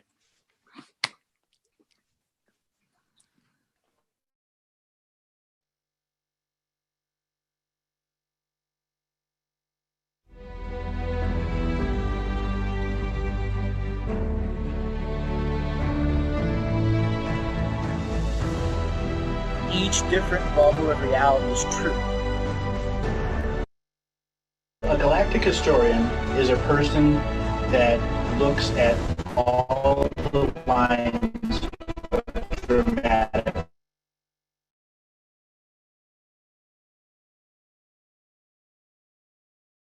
karma. Nudge, nudge, it's the Holy Grail. Improvise. Mysterious. It's counter psychic intelligence. Why is DNA farming of this star cluster so important? Because we do manifest our reality. We do create our reality.